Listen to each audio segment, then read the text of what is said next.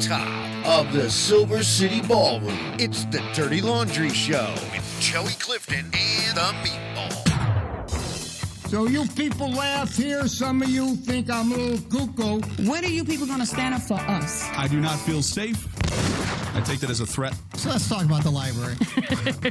Yeah, but they can't. Don't make me making excuses just yet. No, you're full of shit. You're full of shit. No, listen. He comes running out of the woods with a flamethrower, dude. Whole life out here enjoying the journey. Sometimes I cannot help myself. I just tell people that they're stupid. We like to call him Ninjalito. That's his fame. Hello, Joe. This was the largest event held on the green. My estimates were 4,000 plus. Others said there was at least close to 5,000 people. Wow, that's fantastic. You want to get into it? Let's get into it.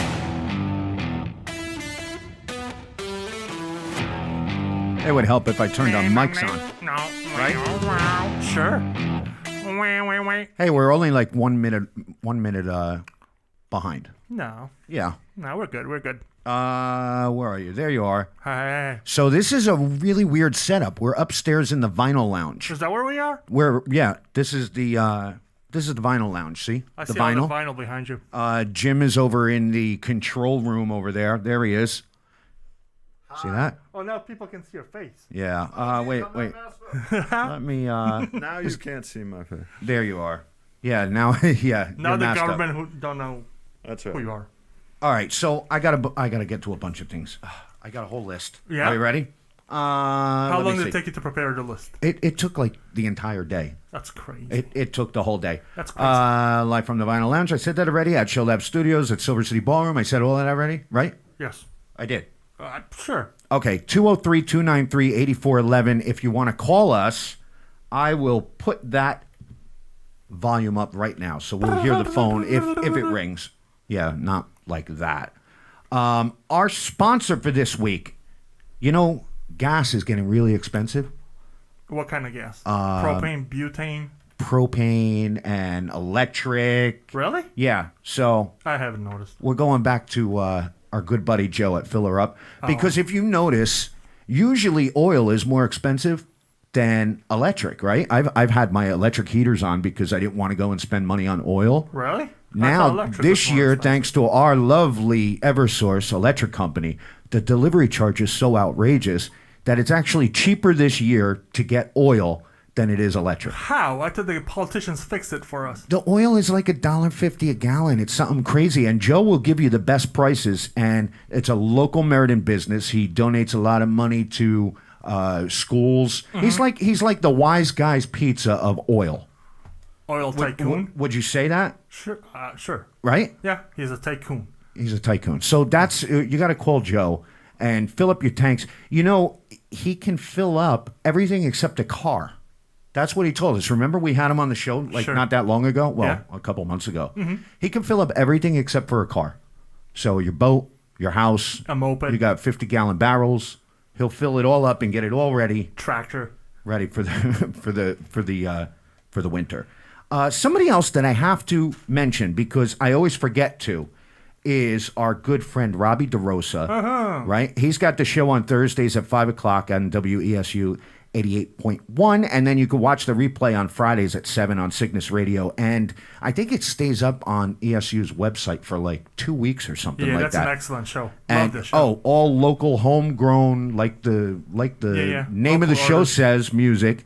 And he's been on the show a couple of times. Actually, the last time, if you remember, we had him on Zoom, and the Zoom crapped out on us. Unfortunately. And so we'll have to have him on again. Also, Lisa Catherine from Concert with Causes, she's been doing all of our bookings. Ooh. And, there she is. She's here. Let me see if I could get... No, I don't have a camera angle, but we'll get to you later.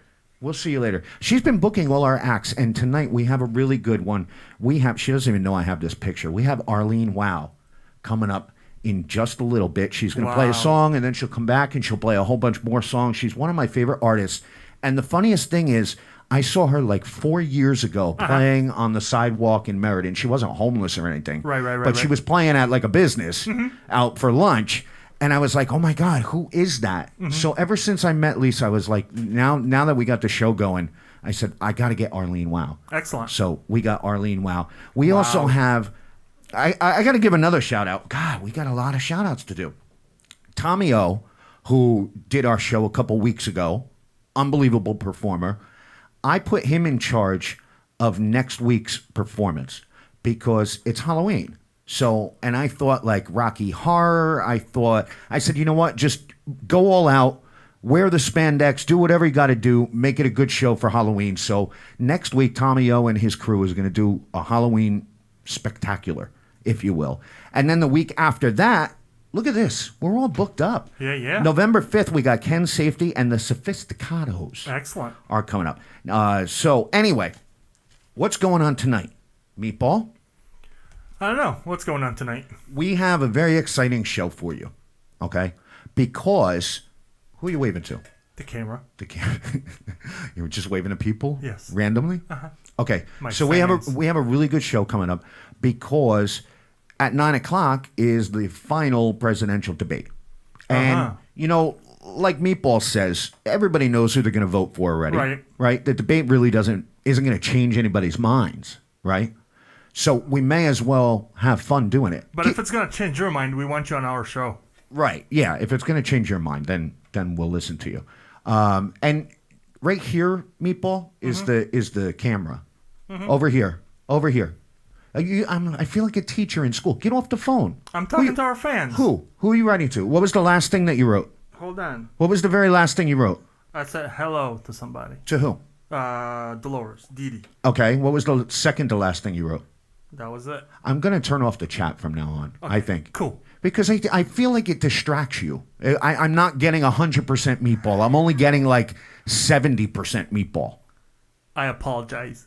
It's okay. Well, if you finish this and then we can engage. It's more all right. fat than Meatball. More what? More fat than Meatball. I keep Thanks, going to the buddy. wrong camera. More fat than Meatball. What are you drinking there, Jim? A Guinness. Oh, okay. Well, that gets me to exactly what I want to talk about. So everybody knows who they're going to vote for already, right? Yes. And it's not going to change anybody's mind, so we may as well just have a blast. Yeah. Okay, so here's what we're going to do. What are we going to do? Let's do this. That's the game. Okay. It's going to be the Dirty Laundry debate game, drinking game. I hope our Okay. listeners will participate with us. Yeah, so what we're going to do, I got the MSNBC music going. So what we're going to do is at 9 o'clock, we're going to simulcast the debate. We will not talk during the debate. You'll be able to see us in the corner. No, you'll be able to see us in the corner, but we won't talk. We won't interrupt it at all. Okay? But what we're going to do is a drinking game. So these are the words that we're going to be looking for. Okay? So whenever Trump says the radical left, Antifa, fake news, We got to pick teams now. grab her by the what? Please like me and stand down, stand by. Right? You take a sip. Sure. Whenever Joe over there says malarkey, here's the deal. Shut up, man. You're a clown. Folks. And Jill and I. Okay. You take another sip. Then we've got the community words. So no matter who says it, it could even be the moderator. We don't pick teams now? No. I'm not well, drinking when Well, they say here, all this stuff. I'll show you. So even the moderator included on this one, whenever the word fracking, masks, science, Supreme Court, public housing, or Hunter and Bo, or one or the other. That's Bo or You Bew? take a sip. That's Bo. Oh. That's the way he spells it. I thought And you- if he it's doesn't, that's pronounced the Bew. way I spell it. So anyway, what we'll be drinking tonight? I need my music more. We've got the old-fashioned Joe, 3 ounces of lemonade, 1 ounce pomegranate juice, 3 ounces of bourbon. I call Now, dibs on that. That's the one that you want? Sure. Now, I don't know. How would you make that non-alcoholic for our non-alcoholics out there? I have no idea. Well, I'm sure there's a way to make that, right? Let's just skip the bourbon. Okay. Well, anyway, then we've got the Toxic Trump. 2 ounces pineapple juice, 1 ounce of apple juice, 1 ounce of orange juice, 3 ounces of vodka, splash of blue Curaçao, splash passion fruit syrup, seltzer, and Sprite. That's a lot of ingredients. It is a lot of ingredients, right? Yes. All right, so that's our game, and that's what we're going to do. What was that? I don't know. Ducks. You okay? Uh-huh. So that's our game. We're going to do that right at 9 o'clock, and I promise we will not. Well, will I don't not want to talk. drink for every keyword. Well, that's the game. Well, I picked the team Trump. You picked the team. No, it doesn't Biden. work that way, because if I'm for Biden, then I would want to drink when Trump. No, you made it too confusing. We're gonna get plastered, dude. Huh? We're gonna get plastered. That's the point. Like beyond recognition. That's the point. No? No? Not for me. I got community service to do to help the community tomorrow. All right. Well, anyway, we're going to start that right at 9 o'clock, okay? So now let's get to our local news, right? Mm-hmm. Are you hearing the sound effects? Yes. Oh, there they are. Okay. Want to make sure. Hear them every day. Try it again. Huh? Try it again. Yeah, there's plenty of them. So anyway, and we still haven't figured out the whole internet problem. So every now and then we may lose signal, but stay with us because it literally 15, 20 seconds and we're right back on. Did you try calling AOL and asking them? AOL? Mm-hmm. No. No, we have Cox. We have Cox. Yeah? Yes, Cox. Cox Communications. That's what she said. Yeah, we have Cox Communications. So anyway, shootings. This week, we just had one yesterday in the parking garage at the Meriden Mall. Oh, yeah. Right? 2 cars shooting at each other like a movie kind of moment? Yeah, I don't think there was a camera, though. Well, who cares? There was no camera. I can use my imagination. Yeah, I guess so. So anyway, and then you said there was one where? Kensington and Wilcox. When was that? Close to the valley. Close to the valley? Yeah. 2 days ago, maybe? Maybe. Okay. Well, anyway, here's the shooting stats. Oh, cool. City of Meriden put these out. Excellent Would you stats. like to go through those? You have better eyes than me. No, I think people can look at their own. 2020 seems like it's crazy, and it's not even over yet, but it's already on top of there. I like the excuse from the city government was, we got a new chief, so things are going to be new and resolved. Apparently, they're not. They apprehended somebody not too long ago from Puerto Rico, I think. Yes, you ruin everything for me. Damn it. That's because you don't show up on time and you don't read my show prep. You ruined it. Oh, you totally. I'm going to do it like nobody heard you say that. Okay. Okay? I'm going to do it exactly Well, like don't that. ask my opinion. You know I'm very well informed, so I'm going to spill all the beans. Yeah, you're very well informed because you're a troll. Yeah. Right? Well, anyway, there's the guy that you were talking about. Uh-huh. Okay. What's his name then?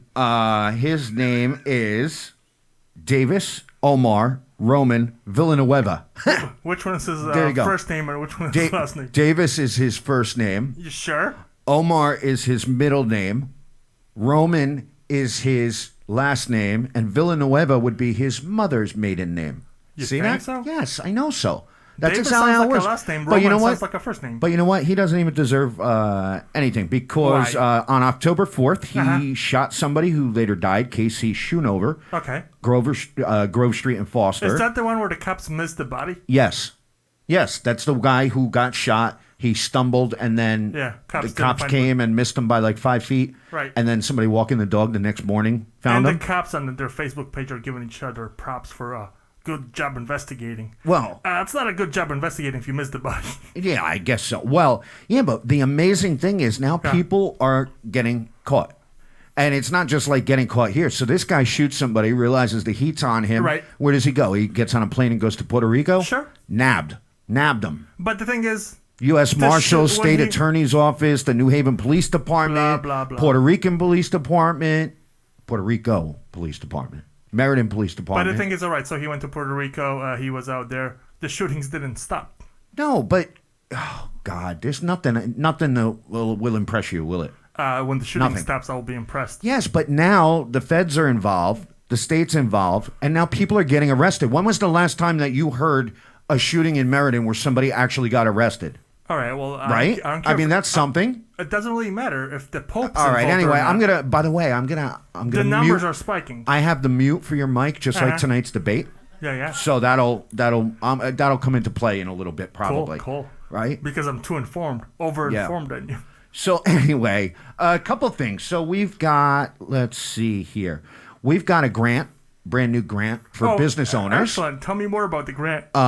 It's a $5,000. Hopefully, you don't have to pay it back grant. And who's giving it to you? That was from the CARES Act, and it's coming from the city of Meriden. Hopefully. Thank you, city of Meriden. Hopefully, and then the governor actually just announced another $5,000 grant. Free money everywhere. You're such a jerk. You really are. What? Huh? We're talking about money. They're just giving us money. Just, yeah, money. Well, you don't own anything, so you're not going to get anything. Damn. You down with OPP? Yeah, you know me. Oh, you lost your place in your list? I did. Thanks. I did. I lost my place.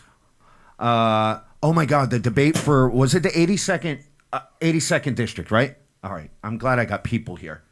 The debate for the 82nd district. Who was on it? Our good friend, Reverend Ernestine Holloway. Oh, I saw you going crazy. Hollowell. Right? And who was she up against? People. No, who was she up against? Your buddy there, the lawyer from Meriden. Oh, Quinn. Yes. And somebody else, too. Scalps. Yes. See, very good. You are informed. Yeah.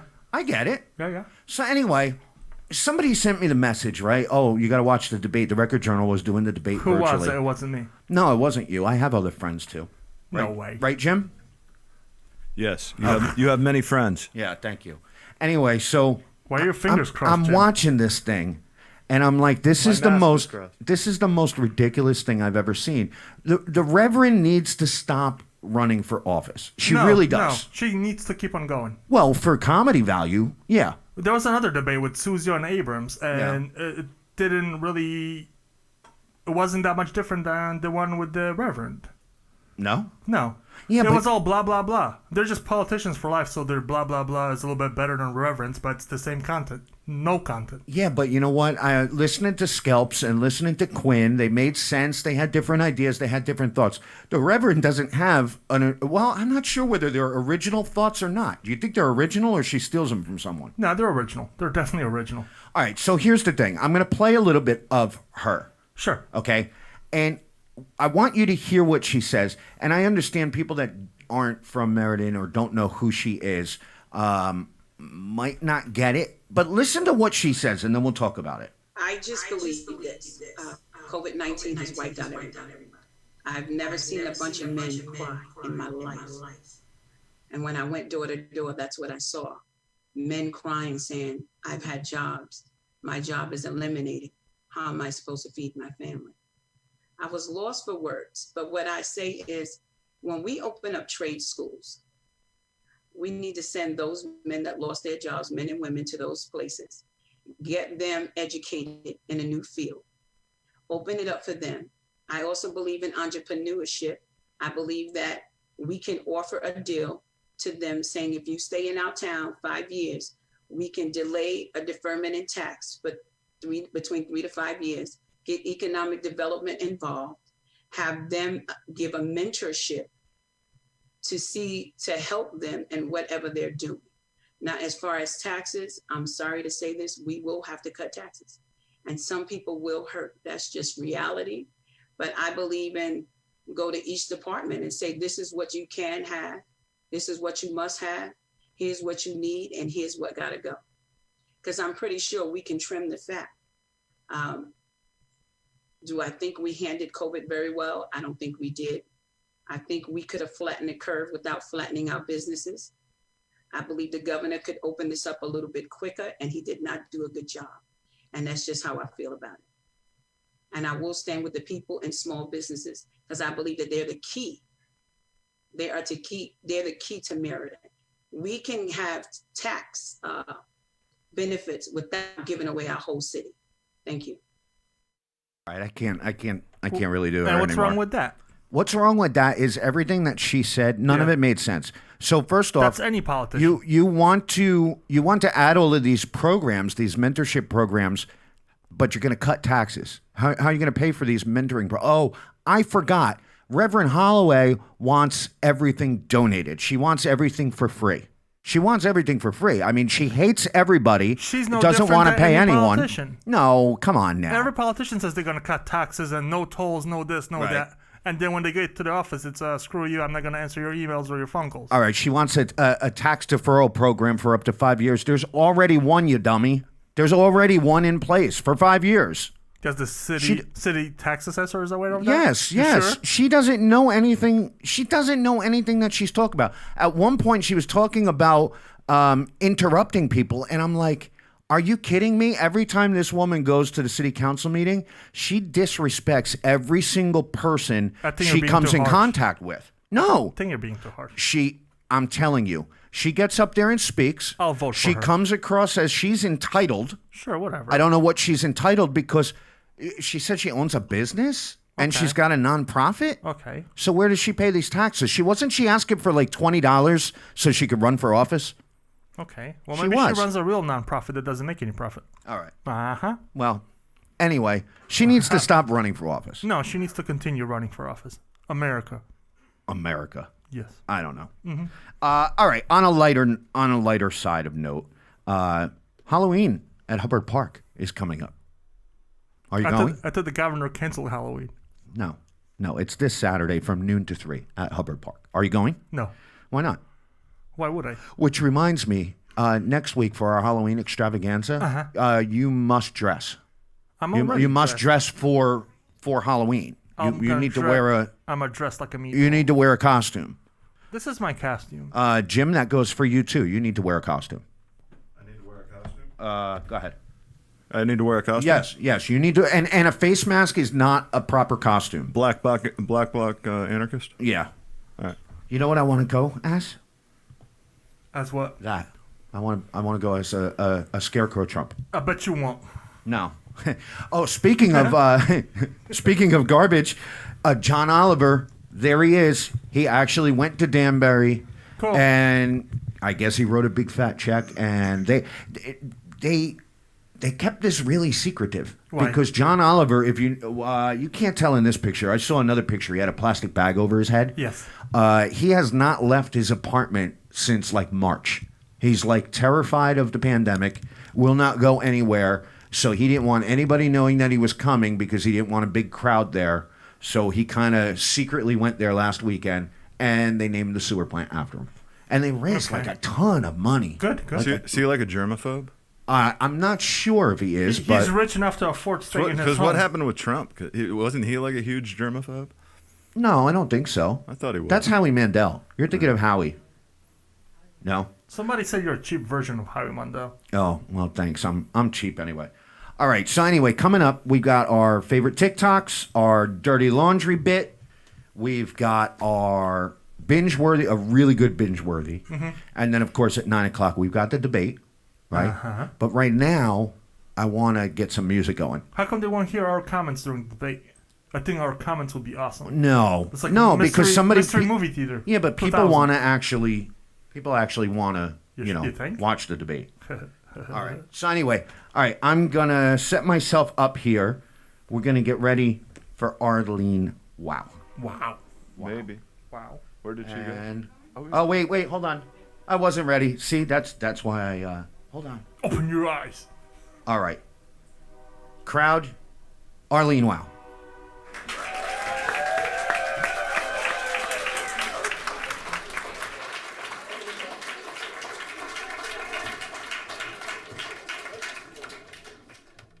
Thanks very much. Here's a little song about growing up here in Wallingford, Connecticut.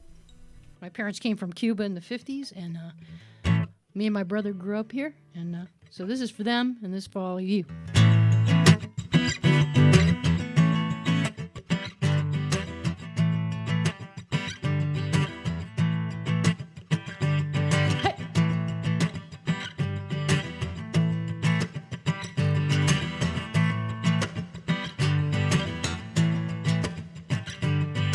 He and his wife left everything worth saving for a new life made in New Haven.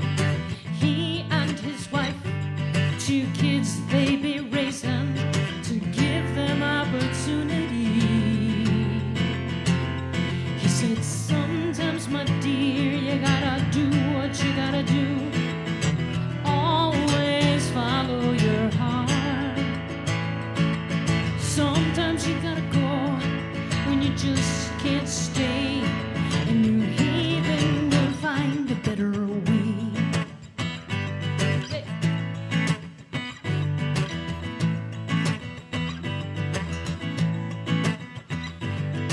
He had the jobs and she took care of the kids. They found friends and community of every nationality. They became became citizens and adopted this new land, stood proud to be American. They said, sometimes, my dear, you gotta do what you gotta do. Always follow your heart. Sometimes you gotta go when you just can't stay. Take my hand and we'll find a better way. Yeah.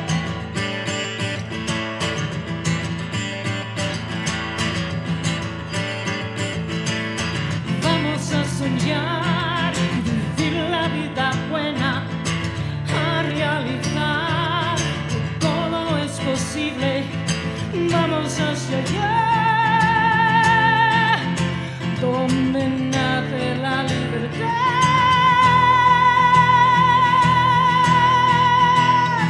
Hey! Hey!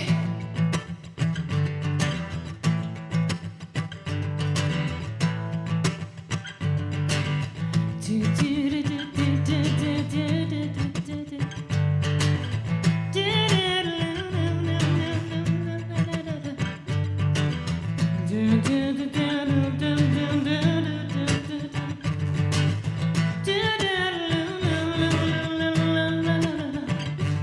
As I stand on East Rock and I view the city below, here is my place, the place that I call home. Now I realize that I lived my whole life for the passion to survive. From dreams come alive. We say, sometimes, my dear, you gotta do what you gotta do. Always follow your heart. Sometimes you gotta go when you just can't stay. Take my hand and we'll find a better way. In New Haven, we'll find a better way.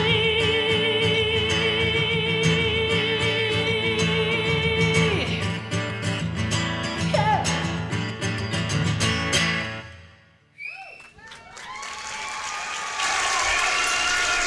Wow.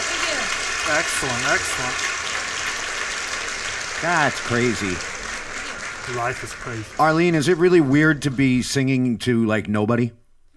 Oh, I'm used to it. And anyway, we have our own little studio audience. Yeah, we here. do. Our socially distanced studio audience. And Yes, and I'm going to turn everything that way after we're done. All right, we're going to come back to you in a couple minutes, all right? Sounds good. All right, thank you. Thank you.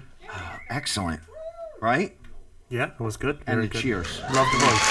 And more cheers. All right. That was good cheers. Oh, we actually have real cheers. Yeah. And we didn't pay for them. No. No, they're voluntarily cheering. All right, ready? You love that, don't you? Uh-huh. The council meetings lately. Yes. Okay. Just to... They've been on Zoom? Yeah, they do the Zoom council meetings, right? Is it Zoom or Teams? No, it's probably Teams. It's probably Teams. Because they bought Teams package. Hey, Jim, I sound really tinny, really weird, like computerized. Burr, burr, burr, I'm a robot. Turn your production channel down. Ah, there we go. God, that sounds so much better. Thank you, Jim. Now you sound real. That's why you pay me the big bucks. Yeah, I know. Yeah. Your family. Wallafeel don't have to pay you. Anyway, so the council meeting is the dirty laundry this week. I'm going to be a little bit all over the place with this one. Go with it. Because as we were going to air, more and more information was coming out. Okay, so you've got the virtual council meetings. Normally when you go to a city council meeting, you put your name on the list and you get 3 minutes to go up there and talk, and nobody answers you back. And nobody listens. They play on their phones like I do. Right, exactly. They play on their phones exactly like you do. TikToks. Yeah, you're exactly right. So anyway, now that they're virtual, you type your question or your comment or whatever, Right. and they're supposed to read them. Well, Okay? they continue with the old fashion of ignoring. Right, exactly. Well, what they're doing is they're literally skipping over inconvenient questions. Right, exactly. If they're inconvenient, they skip right over it. They'll read the one before it and the one right after. But it's not like they answer those questions, so they can read all of them and it's still going to be the same outcome because they don't address them. Yeah, but I think it's the idea that if it's spoken word out loud in front of somebody, regardless of whether they're paying attention or not, right? It's put in the record that it was said. It's still in writing, though. All right. So then this what is with you today? I don't know. You're like Howard. Mm-hmm. Anyway, you better save room because we got a lot of drinking to do. Coming up in just a little bit. You got food 9 in o'clock. here somewhere? No, we have no food. Jeez. It has to go on an empty stomach. So anyway, they ended up skipping over this question. And I was kind of pissed because the question was what we brought up on this show not too long ago. Uh-huh. The question was basically if somebody, how do I explain it? Somebody threw an event on the green Mm-hmm. and had all the money and all the checks made out to herself. Right. Right? Mm-hmm. So there's no tracking where that money went. They said that it was going to like this Yule Fest Why or is whatever. the city but- permitting that? Well, that was the question, which it shouldn't have been phrased as a question because they don't answer questions. It should have been phrased as a statement. She wouldn't get a response anyways. All right, but I want to ask you your honest question. Sure. Okay, so this girl, Carrie, does these events, these pop-up market events. Sure. She's not making a lot of money because she's charging like $25 a vendor or whatever it is, but it's besides the point. I thought she was charging the food trucks a lot. Well, the food trucks, it was like $125 because it includes the Board of Health certificate for the day or What whatever about if it you is. already have one? Well, that was one of my issues a while ago. But anyway, all right, so here's what goes on. Uh-huh. So she charges vendors to be at a city public park. Right. And then the checks are made out to her personally. Right. She's not a business, so she's not paying any taxes. Right. My question to you is, do you care? As long as it's a good event. Do you care? I don't know. You don't know? I don't know. I guess that's good then. The only problem I would have with that, there's a little thing to it, when they do it on the sidewalk. When they rent out spaces on the sidewalk and charge for that. Well, what's the difference than a city sidewalk or a city park? It's the same thing. But yeah, I know what you mean. It's a little bit different. Yeah. It's like how bit. you making money off the city sidewalk, Right. And I don't know. Now, I'm assuming a majority of the money goes towards police and cleanup and stuff, unless that stuff is being given to her for free. Well, we would know in exchange for the if event. the council clarified it. Right, and that was the whole point of the question. We're not trashing the event. Yeah. You know, I mean, I think I did a couple weeks ago because I didn't think it was right with the pandemic to have any events when everybody else was canceled. It's not right for but- private person to benefit from it. Because at the end of the day, that's what it looks like and probably is. Right.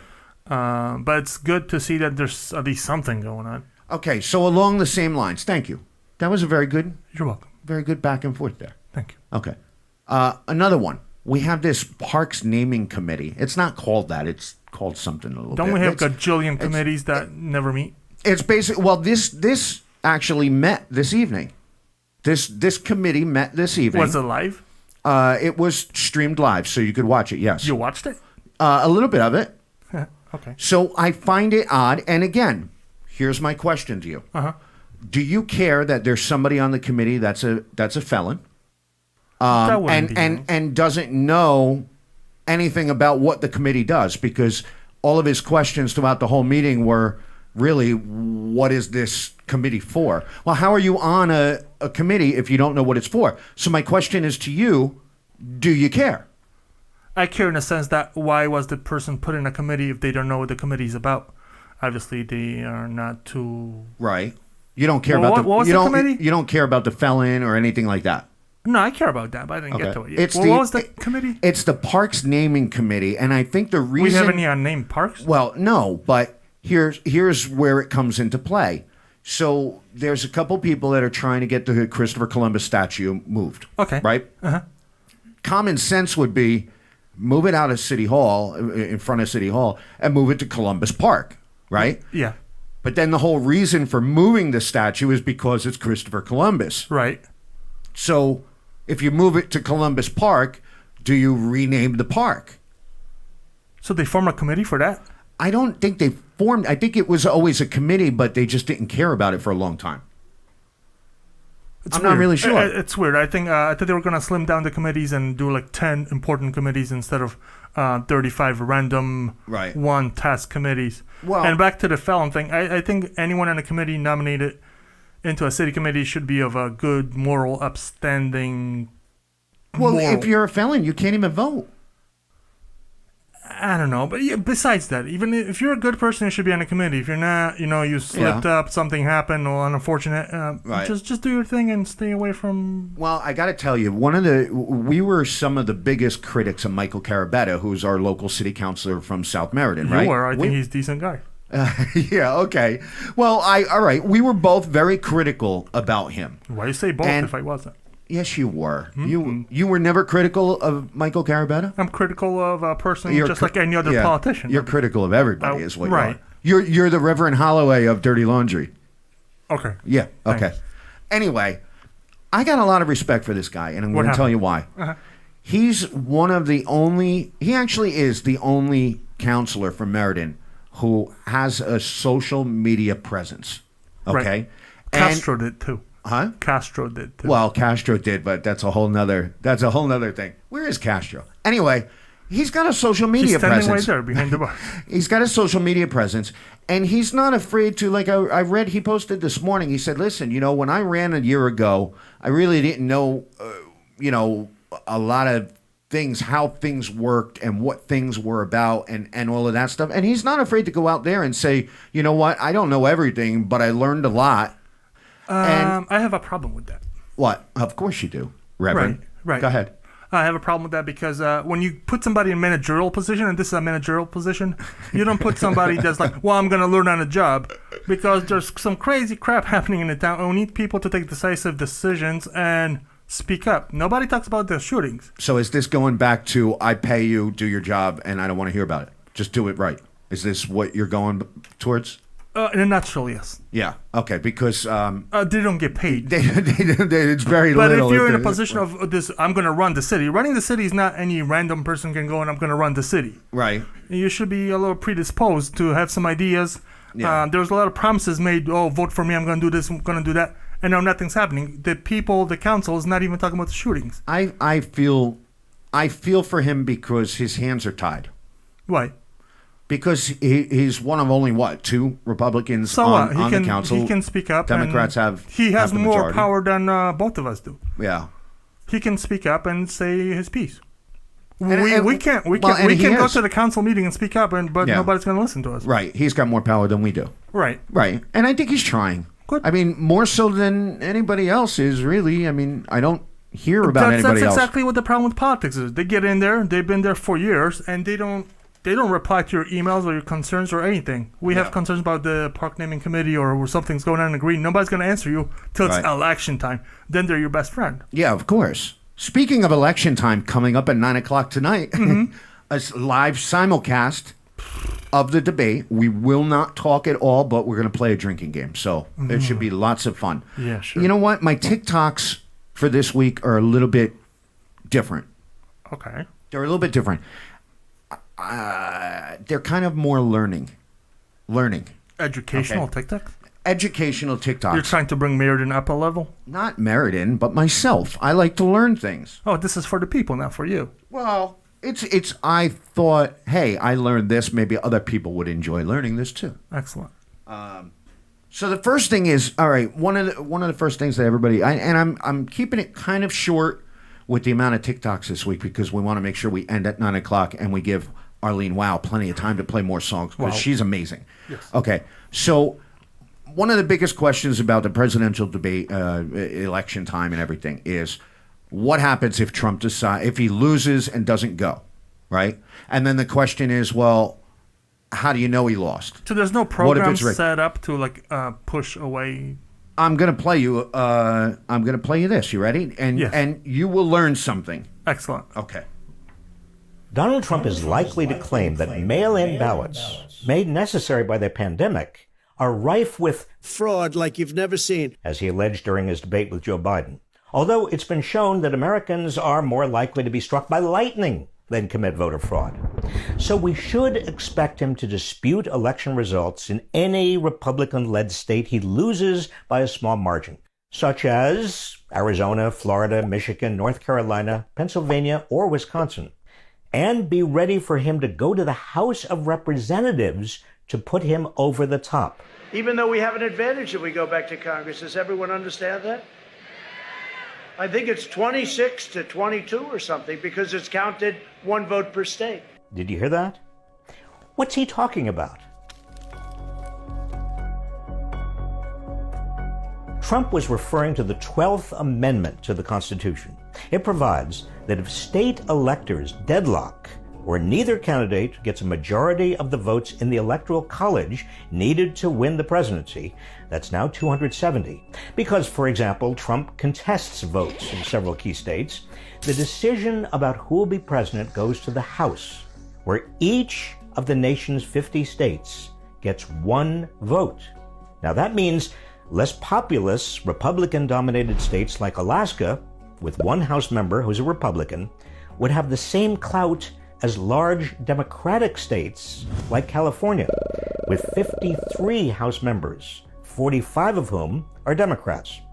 So if the decision goes to the House, Trump does have the advantage right now. 26 of state congressional delegations in the House are now controlled by Republicans, and 22 by Democrats. 2, Pennsylvania and Michigan, are essentially tied. But he won't necessarily keep that advantage after the election. If the decision goes to the House, it would be made by lawmakers elected in November, who will be sworn in on January 3rd, 3 days before they'll convene to decide the winner of the election. Which is why House Speaker Nancy Pelosi is focusing on races that could tip the balance of state delegations, not just in Pennsylvania and Michigan, but any others within reach. It's sad we have to plan this way, she wrote recently, but it's what we must do to ensure the election is not stolen. The targets are Alaska, where replacing the one House member, now a Republican, with a Democrat would result in a vote for Biden. Montana, ditto.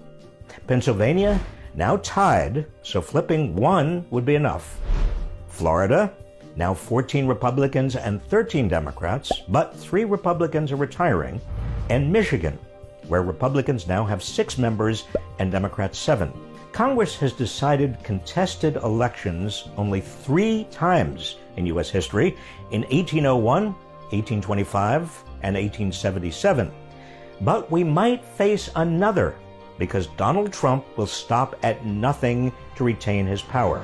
That's why it's even more critical for you to vote. Make this a blowout victory for Joe Biden and Democrats down the ballot, and stop Trump from stealing this election. All right, there you go. Did you learn something? It was educational.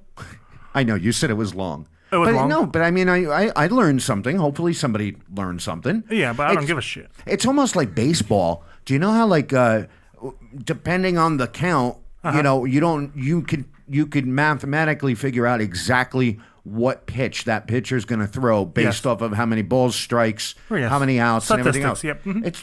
It's crazy. And I never thought of politics like that.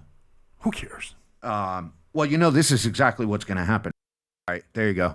So there's no systems in place to remove a president that doesn't... that's exactly how you do it, right there.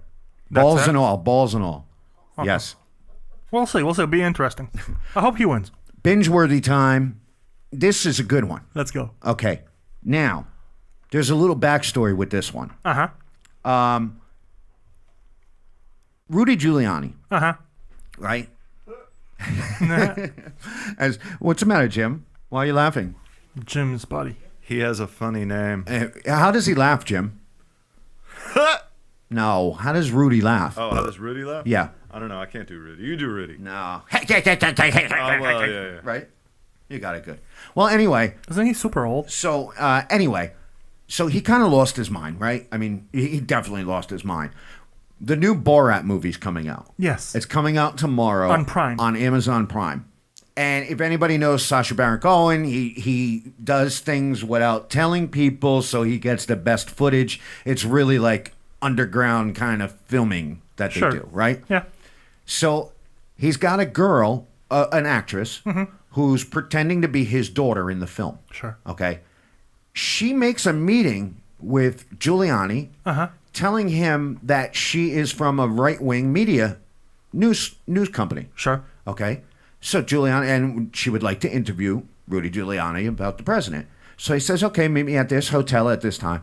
So she goes, they mic her up, they've got the camera there and everything, and they do this interview. He has no idea that this is a fake interview. He's got no clue. His people didn't like verify if this is real or not? Well, if you've seen Rudy lately, I don't think he knows how to verify But I'm anything. sure he has people working for him doing all that stuff. He should fire them now. So anyway, during the interview, he's getting like touchy-feely with the fake newscaster. He's Really? like touching her leg, and then their hands start to touch, like real creepy. I mean, first off, it's Rudy. That's like, nobody every wants to see politician, that. every old politician. But anyway, so now the interview is over, and she takes his mic off of him and disconnects it from, his back or whatever. Yeah.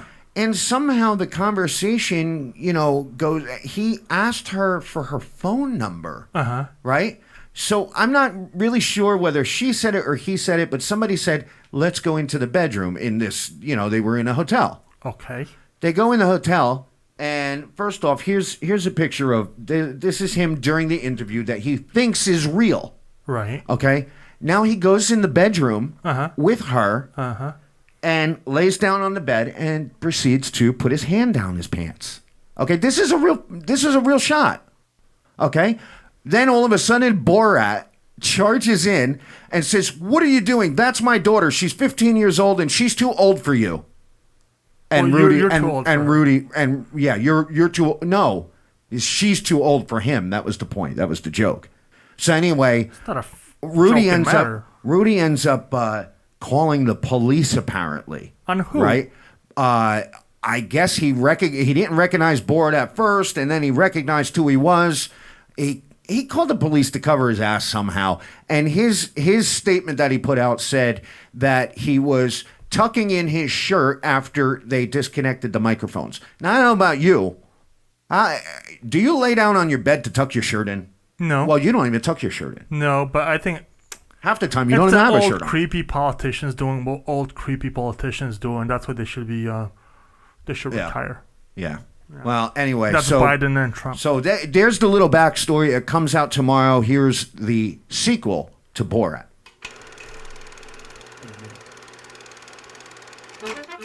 14 years ago, I released a movie film which brought great shame to Kazakhstan. But now I was instructed to return to Yankee Land to carry out secret mission. I go to America! What do you say? No, it's not me. Come back! People make recognize my face. I would need disguises. This man is sex criminal? No, no sex criminal. I will take this to be a fat like American man. Yeah? This is a good one. Where is his crumb? What is problem, officer? Got somebody that's strapped to the top of your car. Just needs to sit in that passenger seat, boss. Only men and bears are allowed inside car. I'm here to give my daughter as a gift to someone close to the throne. I need dress with real sexy peels. This is a bag that just goes over the dress. Very nice. I really like this. Let us present Sandra Jessica Parker Drummond. I want this one with the baby on it. I have a baby inside me. Can you take it out? No, we cannot. That's not what we do here. I feel bad because I was the one who put the baby in her. Did you ever put one in your daughter? No, I did not. Where is everybody? They're wanting everybody to quarantine so they don't spread this virus. Could I stay in your home?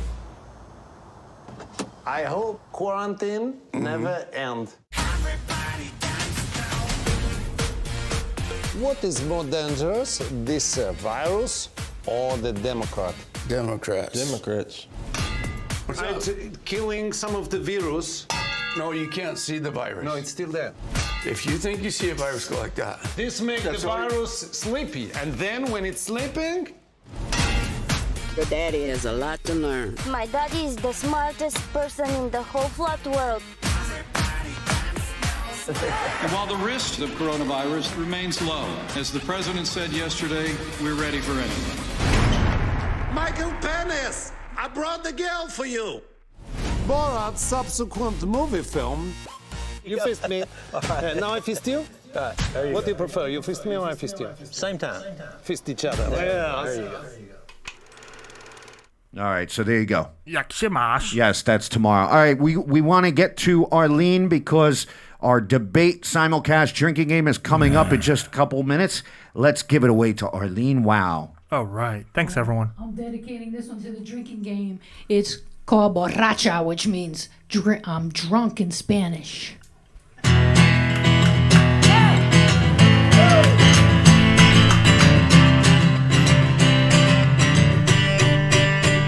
Estoy borracha, ay muchacha, me has dejado aquí. Estoy en un sueño, un pajarillo volando sobre la tierra. Te estoy buscando, te veo y caigo como una piedra. Se me ha roto la alita. Ahora no tengo manera de volar.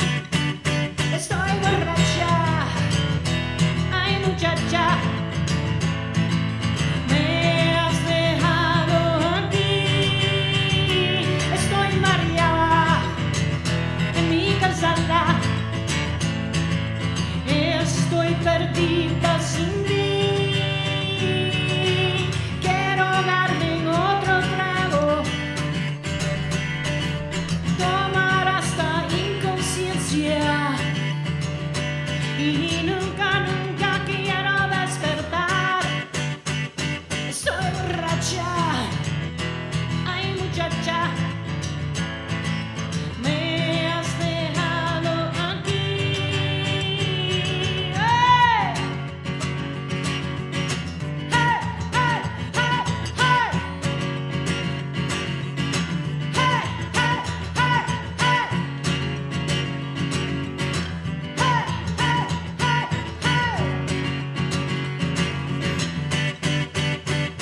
Estoy borracha, ay muchacha,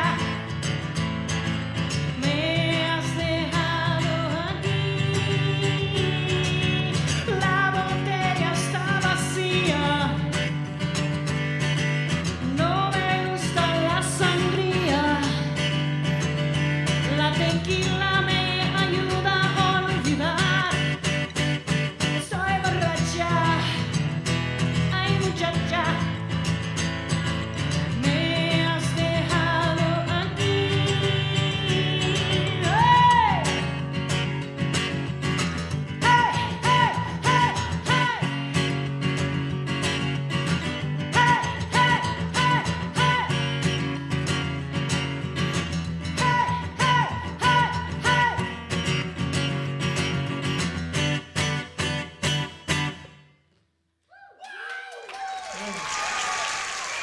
Those are the drinking games.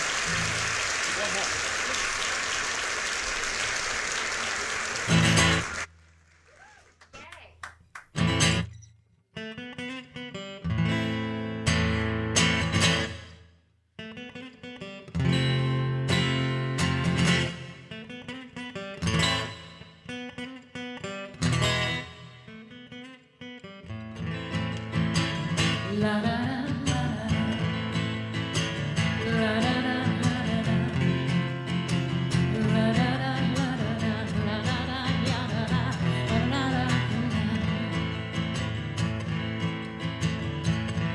siempre vi en tus ojos la resemblanza de mí y en tus brazos sin palabras, nada más que queriéndome, besándome, mirándome, abrazándome, queriéndome, acariciándome.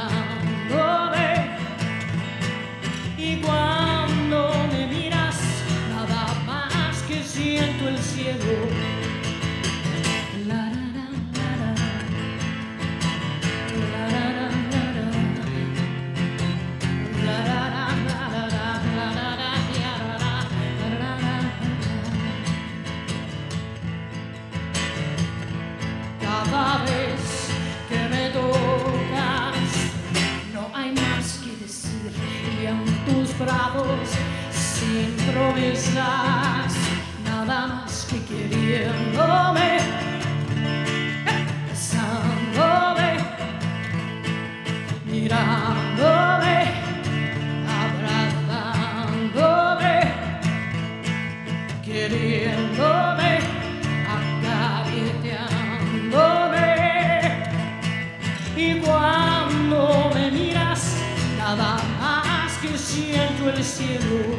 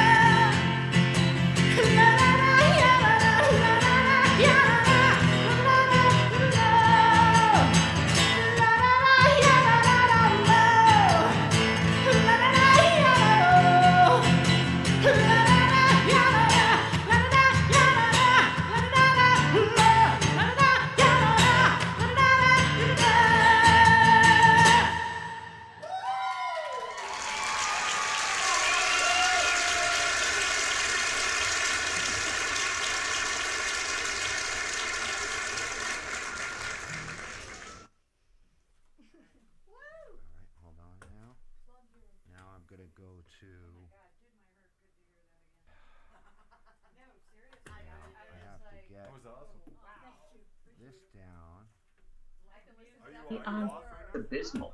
And, you know, this might be as simple as people want to get rid of him. This is the first time they have a chance to fire him. That doesn't mean it's the first day they would have. All right, Philippe, sorry to cut you off. We're coming up to the top of the hour. Philippe Ryan, is always great to have you. Thank you so much, Philippe. Thank you, Elaine. The final debate between President Trump and Joe Biden is... Nope. See you later, Joey. Bye. See ya. All right, so just give us a couple minutes here and we'll get this up and running. There it is. You don't want to split into a separate... Huh? You don't want to split into a separate feed? No.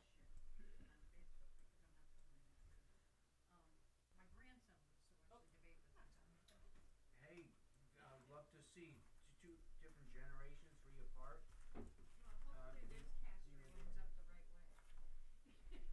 There we go.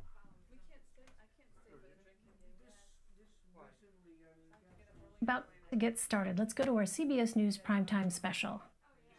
Vice President Joe Biden. Get out and vote. The red wave is coming. President Donald Trump. We choose hope over fear, unity over division, science over fiction, truth over lies. We are going to keep on fighting. We are going to keep on winning, winning, winning. This is the most important election in the history of our country. The final presidential debate.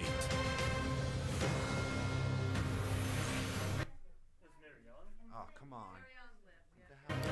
Good evening. I'm Nora O'Donnell. Hi, Nora O'Donnell.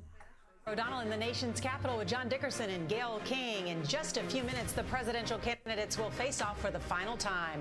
You're looking at live pictures from the debate hall at Belmont University in Nashville, Tennessee. CBS News Battleground Tracker polls show Joe Biden leading in nearly every one of the swing states that will determine the election now, just 12 days away. And we're seeing records broken already. Nearly 50 million Americans have voted, and that's more ballots cast before Election Day in 2016. A lot of people. This is President Trump's last opportunity to go face-to-face with a former vice president. As you remember, their second debate was canceled when Mr. Trump balked at a virtual format after he tested positive for COVID-19. Now, each candidate held an individual town hall 1 week ago. Both were tame affairs compared to that first meeting, which you can describe as an over-the-top slugfest, marred by insults and interruptions that left many wishing the organizers could simply just cut the microphones. So tonight, while one candidate is answering a direct question for 2 minutes, the other candidate's microphone will be muted. The moderator, NBC. NBC's Kristen Welker has chosen 6 topics: fighting COVID-19, American families, race in America, climate change, national security, and leadership. Leading up to this debate, Biden prepared while he stayed in Delaware. The president held his debate prep in the spaces between multiple campaign rallies this week. There's so much at stake. We want to bring in Nicole Killian. She is inside the debate hall in Nashville. Good evening, Nicole.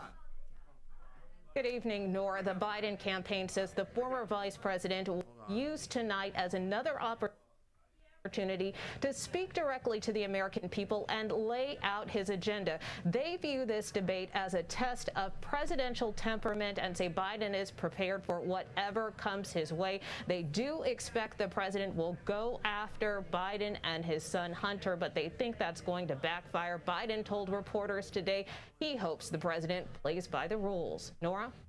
All right, let's bring in CBS's Paula Reed because she covers the White House and President Trump. Paula? Good evening, Nora. President Trump heads into tonight's debate with little formal preparation.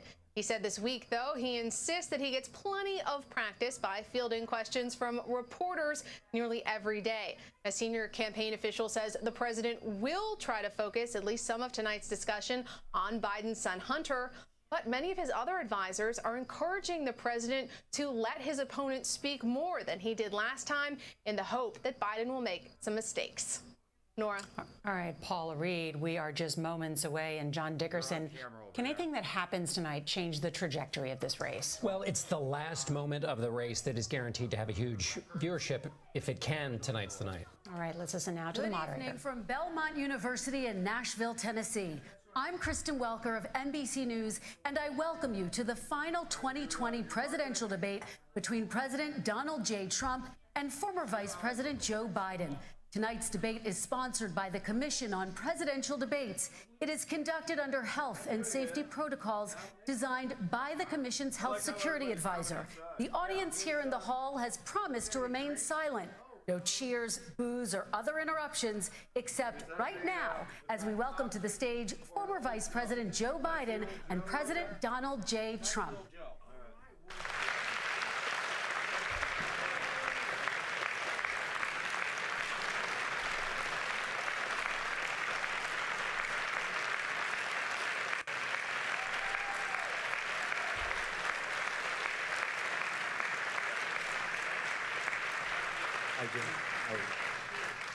And I do want to say a very good evening to both of you. This debate will cover 6 major topics. At the beginning of each section, each candidate will have 2 minutes uninterrupted to answer my first question. The debate commission will then turn on their microphone only when it is their turn to answer, and the commission will turn it off exactly when the 2 minutes have expired. After that, both microphones will remain on, but on behalf of the voters, I'm going to ask you to please speak one at a time. The goal is for you to hear each other and for the American people to hear every word of what you both have to say. And so with that, if you're ready, let's start. And we will begin with the fight against the coronavirus. President Trump, the first question is for you. The country is heading into a dangerous new phase. More than 40,000 Americans are in the hospital tonight with COVID, including record numbers here in Tennessee. And since the two of you last shared a stage, 16,000 Americans have died from COVID. So please be specific. How would you lead the country during this next stage of the coronavirus crisis? 2 minutes uninterrupted. So, as you know, 2.2 million people modeled out were expected to die. We closed up the greatest economy in the world in order to fight this horrible disease that came from China. It's a worldwide pandemic. It's all over the world. You see the spikes in Europe and many other places right now. If you notice, the mortality rate is down 85%. The excess mortality rate is way down and much lower than almost any other country. And we're fighting it, and we're fighting it hard. There is a spike. There was a spike in Florida, and it's now gone. There was a very big spike in Texas. It's now gone. There was a very big spike in Arizona. It's now gone. And there are some spikes and surges in other places. They will soon be gone. We have a vaccine that's coming. It's ready. It's going to be announced within weeks, and it's going to be delivered. We have Operation Warp Speed, which is the military is going to distribute the vaccine. I can tell you from personal experience that I was in the hospital. I had it. and I got better. And I will tell you that I had something that they gave me, a therapeutic, I guess they would call it. Some people could say it was a cure. But I was in for a short period of time, and I got better very fast, or I wouldn't be here tonight. And now they say I'm immune. Whether it's 4 months or a lifetime, nobody's been able to say that. But I'm immune. More and more people are getting better. We have a problem that's a worldwide problem. This is a worldwide problem. But I've been congratulated by the heads of many countries on what we've been able to do. If you take a look at what we've done in terms of goggles and masks and gowns and everything else, and in particular ventilators, we're now making ventilators all over the world, thousands and thousands a month, distributing them all over the world. It will go away, and as I say, we're rounding the turn, we're rounding the corner. It's going away. Okay, former Vice President Biden, to you, how would you lead the country out of this crisis? You have 2 minutes uninterrupted. 220,000 Americans dead. You hear nothing else I say tonight. Hear this. Anyone who's responsible for not taking control, in fact, not saying I take no responsibility initially. Anyone who's responsible for that many deaths should not remain as President of the United States of America. We're in a situation where there are 1,000 deaths a day now, 1,000 deaths a day. And there are over 70,000 new cases per day. Compared to what's going on in Europe, as the New England Medical Journal said, they're starting from a very low rate. We're starting from a very high rate. The expectation is we'll have another 200,000 Americans dead between now and the end of the year. We just wore these masks. The President's own advisors have told them we could save 100,000 lives. And we're in a circumstance where the President thus far and still has no plan, no comprehensive plan.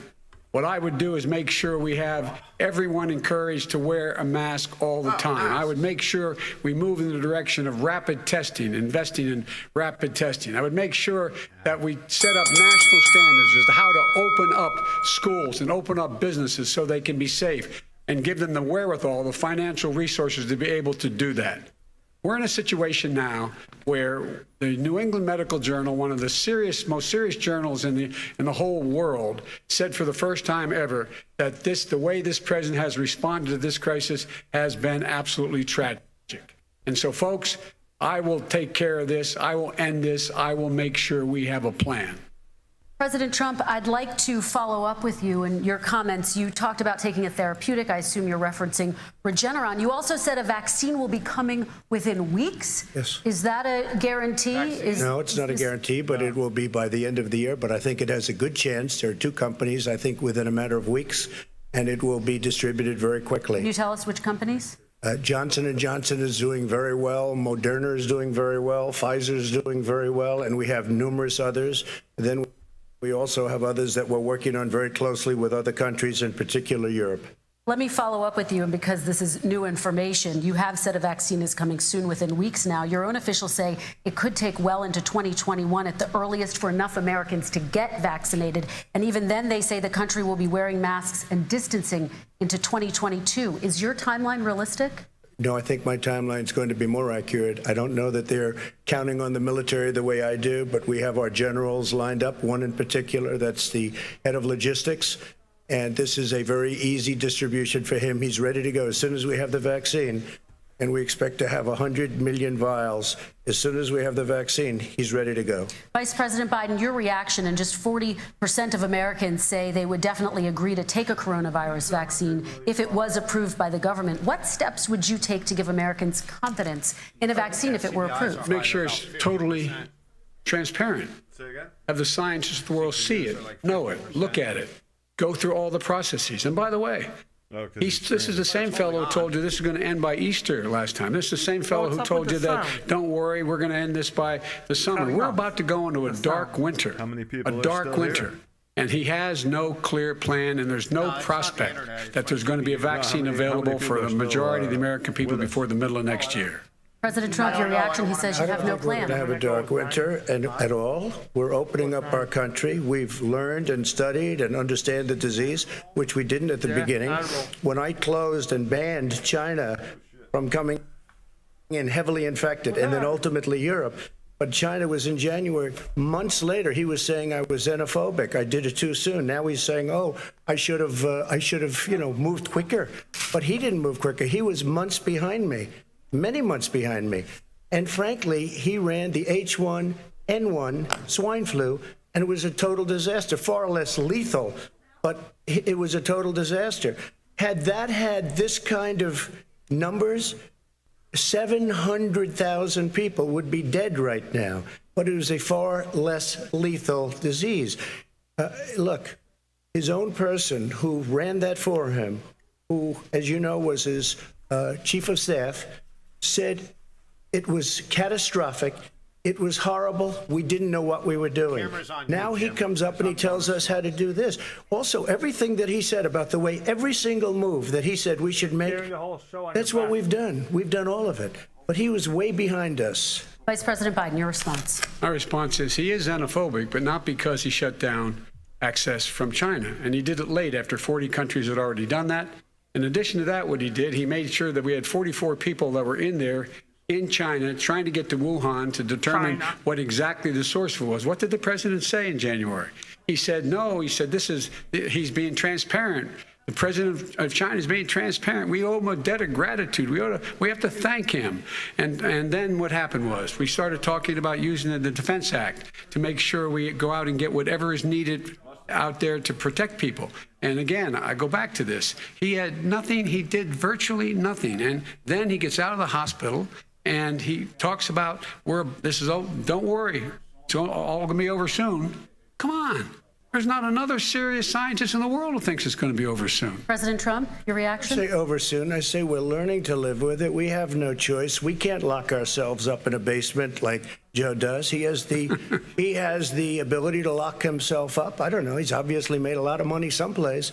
But he has this thing about living in a basement. People can't do that. By the way, I, as the president, couldn't do that. I'd love to put myself in the basement or in a beautiful room in the White House and go away for a year and a half until it disappears.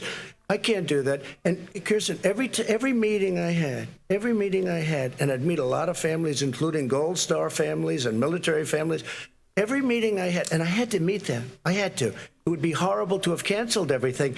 I said, this is dangerous. And you catch it. And, I caught it. I learned a lot. Great doctors, great hospitals. And now I recovered. 99.9 of young people recover. 99% of people recover. We have to recover. We can't close up our nation. We have to open our school, and we can't close up our nation, or you're not going to have a nation.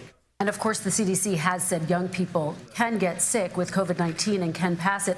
Vice President Biden, I want to talk broadly about strategy, though. Can I respond to that? 30 seconds, please, and then I have a question. No, number one, he says that we're learning to live with it.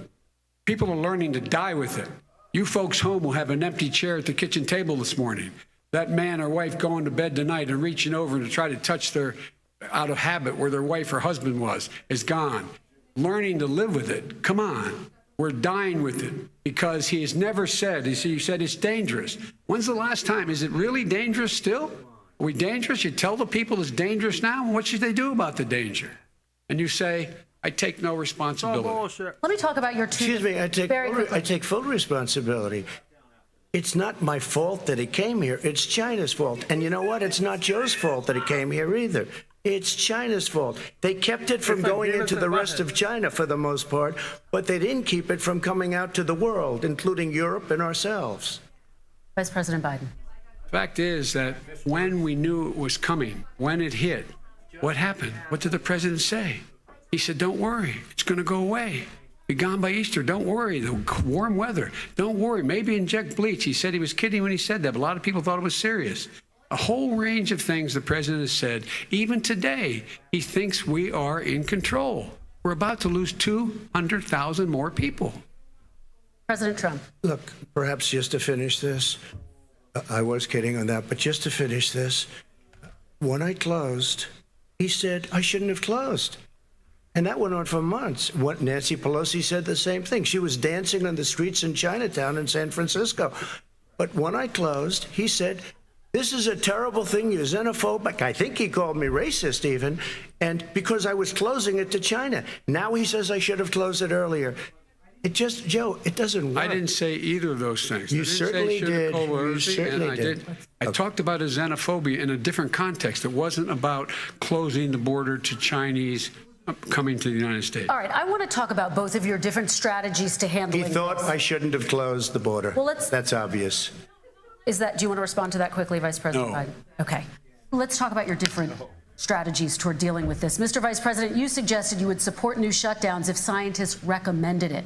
What do you say to Americans who are fearful that the cost of shutdowns, the impact on the economy, the higher rates of hunger, depression, domestic and substance abuse outweighs the risk of exposure to the virus? What I would say is I'm going to shut down the virus, not the country. It's his ineptitude that caused the country to have to shut down in large part. Why businesses have gone under, why schools are closed, why so many people have lost their living, and why they're concerned. Those other concerns are real. That's why he should have been, instead of in a sand trap at his golf course, he should have been negotiating with Nancy Pelosi and the rest of the Democrats and Republicans about what to do about the acts they were passing for billions of dollars to make sure people had the capacity. But you haven't ruled out more shutdowns. Well, no, I'm not shutting down the name, but there are, look, you need standards. The standard is if you have a reproduction rate in a community that's above a certain level, everybody says, slow up, more social distancing. Do not open bars and do not open gymnasiums. Do not open until you get this under control, under more control. But when you do open, give the people the capacity to be able to open and have the capacity to do it safely. For example, schools. Schools, they need a lot of money to open. They need to deal with ventilation systems. They need to deal with smaller classes, more teachers, more pods. And he's refused to support that money, or at least up to now. Let's talk about schools. President Trump, I think we have to respond, if I might. Please, and then I have a follow-up. Thank you, and I appreciate that. Look, all he does is talk about shutdowns, but forget about him. His Democrat governors, Cuomo in New York, you look at what's going on in California, you look at Pennsylvania, North Carolina, Democrats all, they're shut down so tight and they're dying. They're dying. And he supports all these people. All he talks about is shutdowns. No, we're not going to shut down, and we have to open our schools. And it's like, as an example, I have a young son. He also tested positive. By the time I spoke to the doctor the second time, he was fine. It just went away. Young people, I guess it's their immune system. Let me follow up with you, President Trump. You've demanded schools open in person and insist they can do it safely. But just yesterday, Boston became the latest city to move its public school system entirely online after a coronavirus spike. What is your message to parents who worry that sending their children to school will endanger not only their kids, but also their teachers and families? I want to open the schools. The transmittal rate to the teachers is very small, but I want to open the schools. We have to open our country. We're not going to have a country. You can't do this. We can't keep this country closed. This is a massive country with a massive economy. People are losing their jobs. They're committing suicide. There's depression, alcohol, drugs at a level that nobody's ever seen before. There's abuse, tremendous abuse. We have to open our country. You know, I've said it often, the cure cannot be worse than the problem itself. And that's what's happening. And he wants to close down, he'll close down the country if one person in our massive bureaucracy says we should close it down. Vice President Biden, your response. Simply not true. We ought to be able to walk and chew gum at the same time. We ought to be able to safely open, but they need resources to open. You need to be able to, for example, if you're going to open a business, have social distancing within the business. You need to have, if you have a restaurant, you need to have plexiglass dividers so people cannot infect one another. You need to be in a position where you can take testing rapidly and know whether a person is in fact infected. You need to be able to trace. You need to be able to provide all the resources that are needed to do this. And that is not inconsistent with saying that what we're going to make sure that we open safely. And by the way, all you teachers out there, not that many of you are going to die, so don't worry about it. Come on.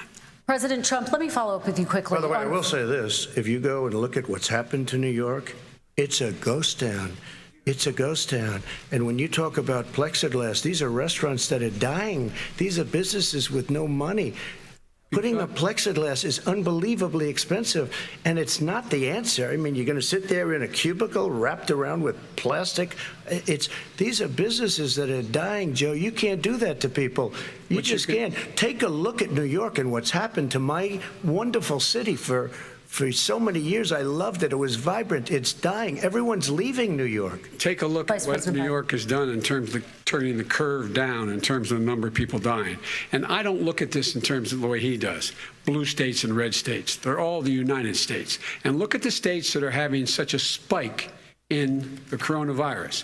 They're the red states. They're the states in the Midwest. They're the states in the upper Midwest. That's where the spike is occurring significantly.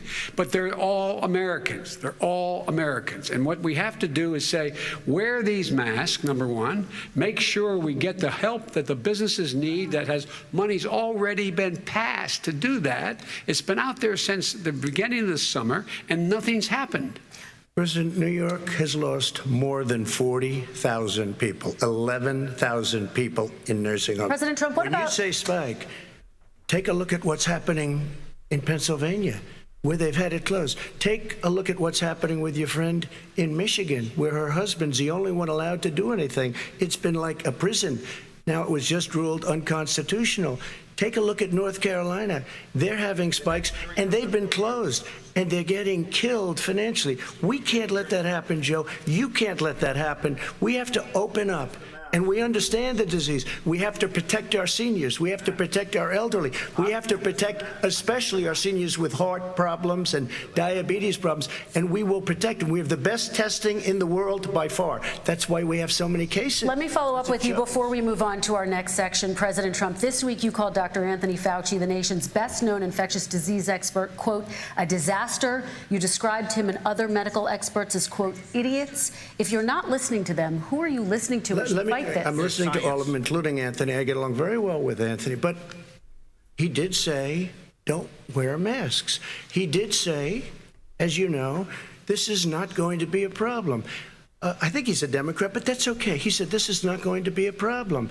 We are not going to have a problem at all. When Joe says that, I said, Anthony Fauci said, and others, and many others, and I'm not knocking him a lot. Nobody knew. Look, nobody knew what this thing was. Nobody knew where it was coming from, what it was. We've learned a lot. But Anthony said, don't wear masks. Now he wants to wear masks. Anthony also said, if you look back, exact words, here's his exact words. This is no problem. This is going to go away soon. So he's allowed to make mistakes. He happens to be a good person. Vice President Biden, your response quickly, and then we're going to move on to the next section. My response is that think about what the president knew in January and didn't tell the American people. He was told this was a serious virus that spread in the air, and it was much worse than the flu. He went on record and said to one of your colleagues, recorded, that in fact he knew how dangerous it was, but he didn't want to tell us. He didn't want to tell us because he didn't want us to panic. He didn't want us. Americans don't panic. He panicked. But guess what? In the meantime, we found out in the New York Times the other day that, in fact, his folks went to Wall Street and said this is a really dangerous thing. And a memo out of that meeting, not from his administration, but from some of the brokers, said sell short because we got to get moving. It's a dangerous problem. Well, this is I'm going to give you 30 seconds to respond, and then we're going to move on. I don't know. Somebody went to Wall Street. You're the one that takes all the money from Wall Street. I don't take it. You have raised a lot of money, tremendous amounts of money. And every time you raise money, deals are made, Joe. I could raise so much more money. As president and as somebody that knows most of those people, I could call the heads of Wall Street, the heads of every company in America. I would blow away every record, but I don't want to do that because it puts me in a bad position. And then you bring up Wall Street. You shouldn't be bringing up Wall Street because you're the one that takes the money from Wall Street, not me. I could blow away your records that, like you wouldn't believe. We don't need money. We have plenty of money. In fact, we beat Hillary Clinton with a tiny fraction of the money that she was able to. All right, gentlemen, we're going to move on. Don't tell me about Wall Street. Average contribution, $43. All right, we're going to move on to our next section, which is national security. And I do want to start with the security of our elections and some breaking news from overnight. Just last night, top intelligence officials confirmed again that both Russia and Iran are working to influence this election. Both countries have obtained U.S. voter registration information, these officials say, and Iran sent intimidating messages to Florida voters. This question goes to you, Mr. Vice President. What would you do to put an end to this threat? You have 2 minutes uninterrupted. I made it clear and I ask everyone else to take the pledge. I made it clear that any country, no matter who it is, that interferes in American elections will pay a price. They will pay a price. And it's been overwhelmingly clear this election, I won't even get into the last one, this election, that Russia has been involved, China has been involved to some degree, and now we learn that Iran is involved. They will pay a price if I'm elected. They're interfering with American sovereignty. That's what's going on right now. They're interfering with American sovereignty.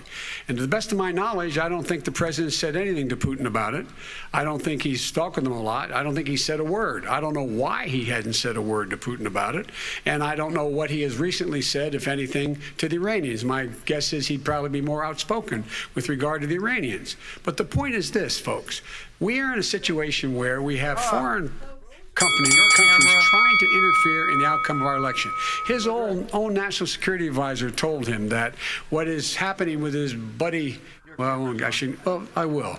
His buddy, Rudy Giuliani, he's being used as a Russian pawn. He's being fed information that is Russian, that is not true.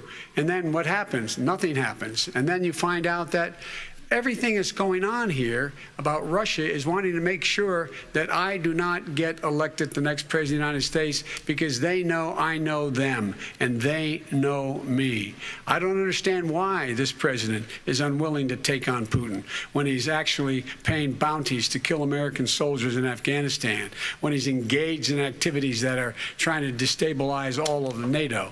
I don't know why he doesn't do it, but it's worth asking the question, why isn't that being done? Any country that interferes with us will, in fact, pay a price because they're affecting our sovereignty.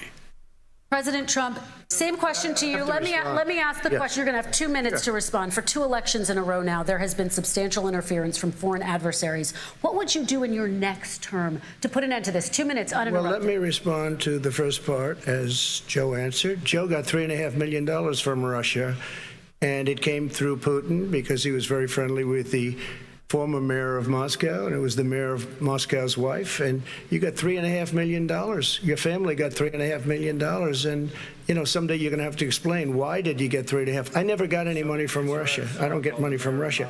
Now, about your thing last night, I knew all about that, and through John Ratcliffe, who is fantastic, DNI, he said, the one thing that's common to both of them, they both want you to lose, because there has been nobody tougher to Russia. Between the sanctions, nobody tougher than me on Russia. Between the sanctions, between all of what I've done with NATO, you know, I've got the NATO countries to put up an extra $130 billion, going to $420 billion a year. That's to guard against Russia. I sold, while he was selling pillows and sheets, I sold tank busters to Ukraine. There has been nobody tougher on Russia than Donald Trump. Who knew? And why didn't we I'll think tell of you, tank they were busters? so bad. They took over the submarine port. You remember that very well. During your term, during you and Barack Obama, they took over a big part of what should have been Ukraine. You handed it to them, but you were getting a lot of money from Russia. They were paying you a lot of money, and they probably still are. But now, with what came out today, it's even worse. All of the emails, the horrible emails of the kind of money that you were raking in, you and your family. And Joe, you were vice president when some of this was happening. And it should have never happened. And I think you owe an explanation to the American people. Why is it? Somebody just had a news conference a little while ago who was essentially supposed to work with you and your family. But what he said was damning. And regardless of me, I think you have to clean it up and talk to the American people. Maybe you can do it right now. Vice President Biden, you may respond. In 30 seconds. And then I do want to follow up on the election security. I have not taken a penny from any foreign source ever in my life. We learned that this president paid 50 times the tax in China, has a secret bank account with China, does business in China, and in fact is talking about me taking money. I have not taken a single penny from any country whatsoever, ever. Number one. Number two, this is a president, I have released all of my tax returns, 22 years. Go look at them. 22 years of my tax return. You have not released a single solitary year of your tax return. What are you hiding? Why are you unwilling? The foreign countries are paying you a lot. Russia's paying you a lot. China's paying you a lot. And your hotels and all your businesses all around the country, all around the world. And China's building a new road to a new a golf course you have overseas. So what's going on here? Why don't release your tax return or stop talking about corruption? President Trump, your response. First of all, I called my accountants under audit. I'm going to release them as soon as we can. I want to do it. And it'll show how successful, how great this company is. But much more importantly than that, people were saying $750. I asked them a week ago, I said, what did I pay? They said, sir, you prepaid tens of millions of dollars. I prepaid my tax. Tens over the last number of years. Tens of millions of dollars I prepaid. Because at some point they think it's an estimate. They think I may have to pay tax. So I already prepaid it. Nobody told me that. Did your accountant Nobody tell told you that. Excuse me. And it wasn't written whenever they write this. They keep talking about $750, which I think is a filing fee. But let me just tell you, I prepaid millions and millions of dollars in taxes. Number one. Number two, I don't make money from China. You do. I don't make money from Ukraine. You do. I don't make money from Russia. I know you made $3.5 million, Joe, and your son gave you. They even have a statement that we have to give 10% to the big man. You're the big man, I think. I don't know. Maybe you're not, but you're the big man, I think. Your son said we have to give 10% to the big man. Joe, what's that all about? It's terrible. All right, gentlemen, I want to ask you both some questions about all of this. But I'm going to let you both respond very quickly. You just said you spoke to your accountant about potentially releasing your taxes. Did he tell you when you can release them? Do you have a deadline for when you're going to release them? I get treated worse than the Tea Party got treated. Because I have a lot of people in there, deep down in the IRS, they treat me horribly. We made a deal, it was all settled until I decide to run for president. I get treated very badly by the IRS, very unfairly. But we had a deal all done. As soon as we're completed with the deal, I want to release it. But I have paid millions and millions of dollars, and it's worse than paying. I paid in advance. It's called prepaying your taxes. I paid in advance. I want to ask you both about questions regarding your potential foreign entanglements and questions that have been raised to give you both a chance to talk about this more broadly. Respond very quickly, and then I'll get to my question. Why did he's been saying this for 4 years? Show us. Just show us. Stop playing around.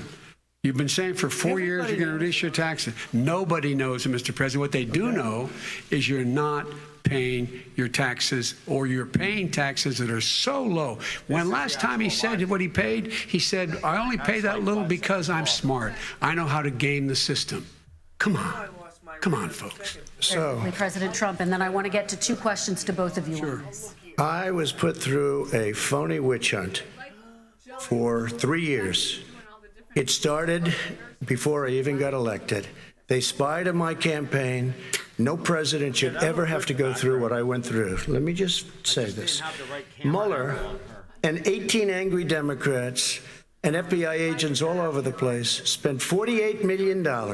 They went through everything I had, including my tax returns, and they found absolutely no collusion and nothing wrong. $48 million. I guarantee you, if I spent $1 million on you, Joe, I could find plenty wrong. Because the kind of things that you've done and the kind of monies that your family has taken, I mean, your brother made money in Iraq, millions of dollars. Your other brother made a fortune, and it's all through you, Joe. And they say you get some of it, and you do live very well. You have houses all over the place. You live very well. All right, gentlemen, let me just ask some questions about all of this broadly. Vice President Biden, there have been questions about the work your son has done in China and for a Ukrainian energy company when you were vice president. In retrospect, was anything about those relationships inappropriate or unethical?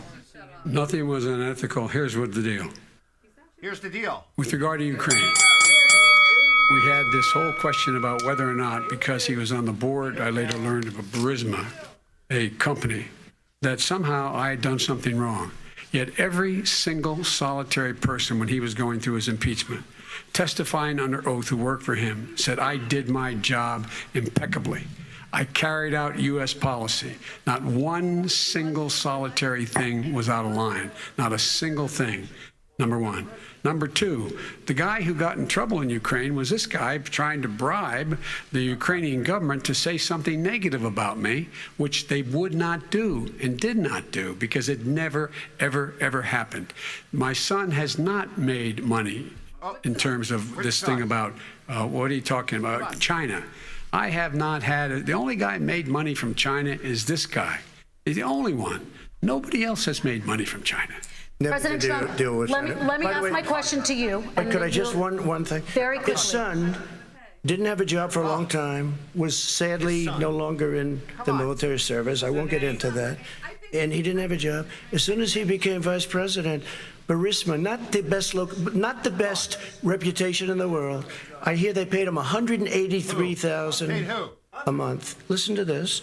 183, and they gave him a $3 million upfront payment. All right. And he had no energy. I'm going to let the Vice President respond to that quickly, and then I need to get to a question to you. Very No basis for that. Everybody investigated that. No one said anything he did was wrong in Ukraine. Okay, President Trump, this is for you. Since you took office, you've never divested from your business. You've personally promoted your properties abroad. A report this week, which was referenced, does indicate that your company has a bank account in China. So how can voters know that you don't have any foreign conflicts of interest? I have many bank accounts, and they're all listed, and they're all over the place. I mean, I was a businessman doing business. The bank account you're referring to, which is, everybody knows about it, it's listed. The bank account was in 2013. That's what it was. It was open to do. It was closed in 2015, I believe. And then I decided, because I was thinking about doing a deal in China like millions of other people. I was thinking about it, and I decided I'm not going to do it. Didn't like it. I decided not to do it. Had an account open, and I closed it. Okay.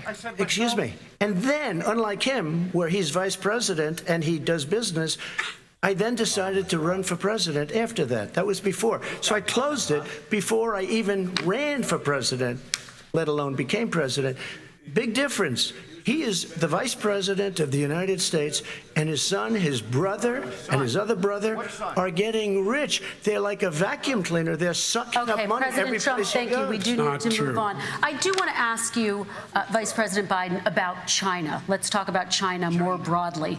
There have, of course, President Trump has said that they should pay for not being fully transparent in regards to the coronavirus. If you were president, would you make China pay? And please be specific. What would that look like? What I'd make China do is play by the international rules, not like he has done. He has caused the deficit of China to go up, not down, with China. Up, not down. We are making sure that in order to do business in China, you have to give all your intellectual property. You have to have a partner in China. It's 51%. We would not do that at all, number one. Number two, we're in a situation where China would have to play by the rules internationally as well. When I met with Xi, when I was still vice president, he said we're setting up air identification zones in the South China Sea. You can't fly through them. I said we're going to fly through them. We just flew B-52, B-1 bombers through it. We're not going to pay attention. They have to play by the rules. And what's he do? He embraces guys like the thugs like in North Korea and the Chinese president and Putin and others, and he pokes his finger in the eye of all of our friends, all of our allies. We make up we're 25% of the world's economy. We need to be having the rest of our friends with us saying to China, these are the rules. You play by them or you're going to pay the price for not paying by them economically. That's the way I will run it, and that's what we did in upholding steel tariffs and a range of other things when we were president and vice president. All right, let's talk about North Korea. Excuse me, no, I have to respond to that. Okay. Very quickly, and then we're going to move on to North Korea. With $1.5 billion from China to manage after spending 10 minutes in office and being in Air Force Two, number one. Number two, there's a very strong email talking about your family wanting to make $10 million a year for introductions. President Trump, on China policy, though, what specifically are you going to do? What specifically are you going to do to make China pay? You've said you're going to make them pay. China is paying. They're paying billions and billions of dollars. I just gave $28 billion. New sanctions? I just gave $28 billion to our farmers. Taxpayers' money. It's what? Taxpayers' money. Didn't come from China. You know the taxpayer it's called China. China paid $28 billion, and you know what they did to pay it, Joe? They devalued their currency, and they also paid up. And you know who got the money? Our farmers, our great farmers, because they were targeted. You never charged them anything. Also, I charged them 25% on dumped steel because they were killing our steel industry. We were not going to have a steel industry. Okay. And now we have a steel industry. Okay, Vice President Biden, your response, please. My response is, look, This isn't about. There's a reason why he's bringing up all this malarkey. There's a reason for it. He doesn't want to talk about the substantive issues. It's not about his family and my family. It's about your family. And your family's hurting badly. If you're making less than, if you're a middle-class family, you're getting hurt badly right now. You're sitting at the kitchen table this morning deciding, well, we can't get new tires, they're bald because we have to wait another month or so. Or are we going to be able to pay the mortgage? Or who's going to tell her she can't go back to community college? They're the decisions you're making. In the middle-class families like I grew up in Scranton and Claymont, they're in trouble. We should be talking about your families, but that's the last thing he wants to talk about. I want to talk about North Korea. I do want to turn to 10 seconds, Mr. President. That's 10 a seconds. typical political statement. Let's get off this China thing, and then he looks, the family, around the table, everything. Just a typical politician when I see that. Let's talk about I'm not North a typical Korea now. politician. Okay, That's why I got elected. Let's get off the subject of China. Let's talk sitting around the table. All right. Come on, Joe, you can do better. We're going to talk about North Korea now. President Trump, you've met with North Korean leader Kim Jong-un 3 times. You've talked about your beautiful letters with him. You've touted the fact that there hasn't been a war or a long-range missile test, and yet North Korea recently rolled out its biggest ever intercontinental ballistic missile and continues to develop its nuclear arsenal. Do you see that as a betrayal of the relationship you forged? Just 30 seconds here because we need to get on to the next. So when I met with Barack Obama, we sat in the White House right at the beginning, had a great conversation. It was supposed to be 15 minutes, and it was well over an hour. He said the biggest problem we have with North Korea. He indicated we will be in a war with North Korea. Guess what? It would be a nuclear war, and he does have plenty of nuclear capability. In the meantime, I have a very good relationship with him. Different kind of a guy, but he probably thinks the same thing about me. We have a different kind of a relationship. We have a very good relationship, and there's no war. And you know, about 2 months ago, he broke into a certain area. They said, oh, there's going to be trouble. I said, no, they're not, because he's not going to do that. And I was right. Look, instead of being in a war where millions of people, Seoul, you know, is 25 miles away, millions and millions, 32 million people in Seoul, millions of people would be dead right now. President We Trump, don't have that's a war, 30 and I have a seconds. good Thank relationship. you. Vice President Biden, to you. North Korea conducted 4 nuclear tests under the Obama administration. Why do you think you would be able to rein in this persistent threat? Because I'd make it clear, which we were making clear to China, they had to be part of the deal. Because here's I made it clear, and as a spokesperson of the administration when I went to China, that they said, why are you moving your missile defense up so close? Why are you moving more forces here? Why are you continuing to do military maneuvers with South Korea? I said, because North Korea is a problem, and we're going to continue to do it so we can control them. We're going to make sure we can control them and make sure they cannot hurt us. And so if you want to do something about it, step up and help. If not, it's going to continue. What has he done? He's legitimized North Korea. He's talked about his good buddy, who's a thug, and he talks about how we're better off. And they have much more capable missiles, able to reach U.S. territory much more easily than ever did before. Let me follow up with you, Vice President Biden. You've said you wouldn't meet with Kim Jong-un without preconditions. Are there any conditions under which you would meet with him? On the condition that he would agree that he would be drawing down his nuclear capacity to get that the Korean Peninsula should be a nuclear-free zone. All right, let's move on to American families. They tried Very to quickly, meet with 10 him. seconds, President. They tried to meet with him. He wouldn't do it. He didn't like Obama. He didn't like him. He wouldn't do it. Okay, I got to give him a chance to respond to that before we move on. And that's okay. You know what, North Korea, we're not in a war. We have a good relationship. You know, people don't understand. Having a good relationship with leaders of other countries is a good thing. We have a lot of questions to get to. Your Like response. saying we had a good relationship with Hitler before he, in fact, invaded Europe, the rest of Europe. Come on. The reason he would not meet with President Obama is because President Obama said, we're going to talk about denuclearization. We're not going to legitimize you, and we're going to continue to put stronger and stronger sanctions on you. That's why he wouldn't meet with us. All right, let's move on. Let's move on and talk about American families. He left me a mess, Kristen. President Trump, okay, we do need to move on. They left me a mess. North Korea was a mess. And in fact, if you remember the first 2 or 3 months, there was a very dangerous period in my first 3 months before we sort of worked things out a little bit. Okay. There was a they left us a mess. And Obama would be, I think, the first to say it was the single biggest problem he thought that our country. Okay, let's move on to American families and the economy. One of the issues that's most important to them is health care, as you both know. Today, there was a key vote on a new Supreme Court Justice, Amy Coney Barrett, and health care is at the center of her confirmation fight. Over 20 million Americans get their health insurance through the Affordable Care Act. It's headed to the Supreme Court, and your administration, Mr. President, is advocating for the court to overturn it. If the Supreme Court does overturn that law, those 20 million Americans could lose their health insurance almost overnight. So what would you do if those people have their health insurance taken away? You have 2 minutes uninterrupted. Sure. First of all, I've already done something that nobody thought was possible. Through the legislature, I terminated the individual mandate. That is the worst part of Obamacare, as we call it. The individual mandate where you have to pay a fortune for the privilege of not having to pay for bad health insurance. I terminated. It's gone. Now it's in court because Obamacare is no good. But then I made a decision. Run it as well as you can to my people, great people. Run it as well as you can. I could have gone the other route and made everybody very unhappy. They ran it. Premiums are down. Everything's down. Here's the problem. No matter how well you run it, it's no good. What we'd like to do is terminate it. We have the individual mandate done. I don't know that it's going to work. If we don't win, we will have to run it, and we'll have Obamacare, but it'll be better run. But it no longer is Obamacare, because without the individual mandate, it's much different. Pre-existing conditions will always stay. What I would like to do is a much better health care, much better, will always protect people with pre-existing. So I'd like to terminate Obamacare, come up with a brand new, beautiful health care.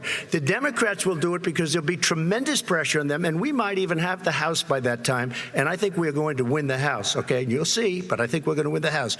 But come up with a better health care, always protecting people with pre-existing conditions. And one thing very important, we have 180 million people out there that have great private health care. Far more than we're talking about with Obamacare. Joe Biden is going to terminate all of those policies. These are people that love their health care, people that have been successful, middle-income people, been successful. They have 180 million plans, 180 million people, families. Under what he wants to do, which will basically be socialized medicine, he won't even have a choice. They want to terminate 180 million plans. We have done an incredible job on health care, and we're going to do even better. Okay, Vice President Biden, yes, this is for you. Your health care plan calls for building on Obamacare. So my question is, what is your plan if the law is ruled unconstitutional by the Supreme Court? You have 2 minutes uninterrupted. What I'm going to do is pass Obamacare with a public option, become Biden care. The public option is an option that says that if you, in fact, do not have the wherewithal to be, if you qualify for Medicaid and you do not have the wherewithal in your state to get Medicaid, you automatically are enrolled, providing competition for insurance companies. That's what's going to happen. Secondly, we're going to make sure we reduce the premiums and reduce drug prices by making sure that there's competition that doesn't exist now by allowing the Medicare to negotiate drug prices with the insurance companies. Thirdly, the idea that I want to eliminate private insurance, the reason why I had such a fight with 20 candidates for the nomination was I support private insurance. That's why I didn't, not one single person with private insurance would lose their insurance under my plan, nor did they under Obamacare. They did not lose their insurance unless they chose they wanted to go to something else. Lastly, we're going to make sure we're in a situation that we actually protect pre-existing. There's no way he can protect pre-existing conditions. None, zero. You can't do it in the ether. He's been talking about this for a long time. He's never come up with a plan. I guess we're going to get the pre-existing condition plan the same time we get the infrastructure plan that we've been waiting since 17, 18, 19, and 20. The fact, I still have a few more minutes. I know you're getting anxious. The fact is that he's already cost the American people, because of his terrible handling of the COVID virus and the economic spillover, 10 million people have lost their private insurance. And he wants to take away 22 million more people who have it under Obamacare, and over 110 million people with pre-existing conditions, and all the people from COVID are going to have pre-existing conditions. What are they going to do? I have a follow-up for you, Vice President Biden. It relates to something that President Trump said. He's accusing you of wanting socialized medicine. What do you say to people who have concerns that your health care plan, which includes a government insurance option, takes the country one step closer to a health care system run entirely by the government? What's your response It's to them? ridiculous. It's like saying that, we're the idea that the fact that there's a public option that people can choose, that makes it a socialist plan. Look, the difference between the president, I think health care is not a privilege, it's a right. Everyone should have the right to have affordable health care. And I am very proud of my plan. It's gotten endorsed by all the major labor unions, as well as a whole range of other people who, in fact, are concerned in the medical field. This is something that's going to save people's lives, and this is going to give some people an opportunity to have health care for their children. How many of you home are worried and rolling around in bed tonight wondering what in God's name you're going to do if you get sick? Because you've lost your home insurance, your health insurance, your company's gone under. We have to provide health insurance for people at an affordable rate, and that's what I do. President Trump, Excuse me, he was your there response. for 47 years. He didn't do it. He was now there as vice president for 8 years, and it's not like it was 25 years ago. It was 3 3/4. It was just a little while ago, right? Less than 4 years ago. He didn't do anything. He didn't do it. He wants socialized medicine, and it's not that he wants it. His vice president, she is more liberal than Bernie Sanders and wants it even more. Bernie Sanders wants it. The Democrats want it. You're going to have socialized medicine, just like you went with fracking. We're not going to have fracking. We're going to stop fracking. We're going to stop fracking. Then he goes to Pennsylvania after he gets a nomination, where he got very lucky to get it. And he goes to Pennsylvania and he says, oh, we're going to have fracking. And you never asked that question. And by the way, so far, I respect very much the way you're handling this, I have to say. By the way, but somebody should ask the question. You can ask he goes for a year. There will be We no have fracking. There we will do be have no a number control. of topics. No, we're gonna but get that's a to. big question. We're going to get to. It's the same thing with socialized I have medicine. to respond. Vice President, your response, please. My response is people deserve to have affordable health care, period. Period, period, period. And the Biden care proposal will, in fact, provide for that affordable health care, lower premiums. What we're going to do is going to cost some money. It's going to cost over $750 billion over 10 years to do it. And they're going to have lower premiums. You can buy into the better plans, the cheaper plans, lower your premiums, deal with unexpected billing, and have your drug prices drop significantly. He keeps talking about it. He hasn't done a thing for anybody on health care. Not a thing. Kristen, when Very he quickly, says, then I want to talk about when he what's says happening public on Capitol option, Hill. he's talking about socialized medicine and and healthcare. When he talks about a public option, he's talking about destroying your Medicare, totally destroying your Social Security, and this whole country will come down. You know, Bernie Sanders tried it in his state. He tried it in his state. His governor was a very liberal governor. They wanted to make it work. Okay, let's let Vice President Biden respond. It doesn't Vice work. President He's Biden, a very your confused response. guy. He thinks he's running against somebody else. He's running against Joe Biden. I beat all those other people because I disagreed with them.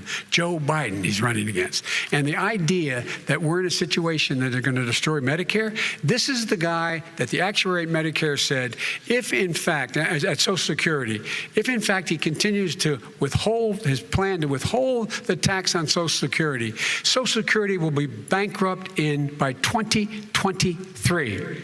With no way to make up for it. This is the guy who's tried to cut Medicare. So the idea that Donald Trump is lecturing me on Social Security and Medicare? Come on. He tried to get rid of, he tried to hurt Social Security years ago. Years ago.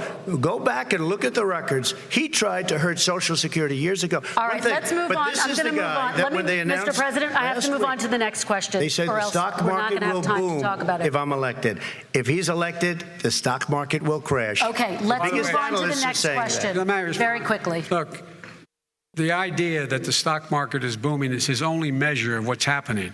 Where I come from in Scranton and Claymont, the people don't live off of the stock market. Just in the last three years during this crisis, the billionaires in this country made, according to the Wall Street, $700 billion more. $700 billion more, because that's his only measure. What happens to the ordinary people out there? What happens to them? Let's talk about what's happening on Capitol Hill. We're going to move on. 401ks are through the roof. We're going to move on. Stock are through the roof. All right. And he doesn't come from Scranton. That's like he lived there for a short period of time before he even knew it. We're going to move on to the next question. And the people of Pennsylvania Let me will move show on you to my that. next question, They gentlemen. understand. As of tonight, more than 12 million people are out of work. And as of tonight, 8 million more Americans have fallen into poverty, and more families are going hungry every day. Those hit hardest are women and people of color. They see Washington fighting over a relief bill. Mr. President, why haven't you been able to get them the help they need? 30 seconds here. Because Nancy Pelosi doesn't want to approve it. I do. But you're the president. I do, but I still have to get. Unfortunately, that's one of the reasons I think we're going to take over the House, because of her. Nancy Pelosi doesn't want to approve anything because she'd love to have some victories on a date called November 3rd. Nancy Pelosi does not want to approve it. We are ready, willing, and able to do something. Don't forget, we've already approved 3 plans, and it's gone through, including the Democrats, in all fairness. This one she doesn't want. It's near the election because she thinks it helps her politically. I think it hurts her politically. All right, Mr. Vice President. The Republican leader in the United States Senate said he can't pass it. He will not be able to pass it.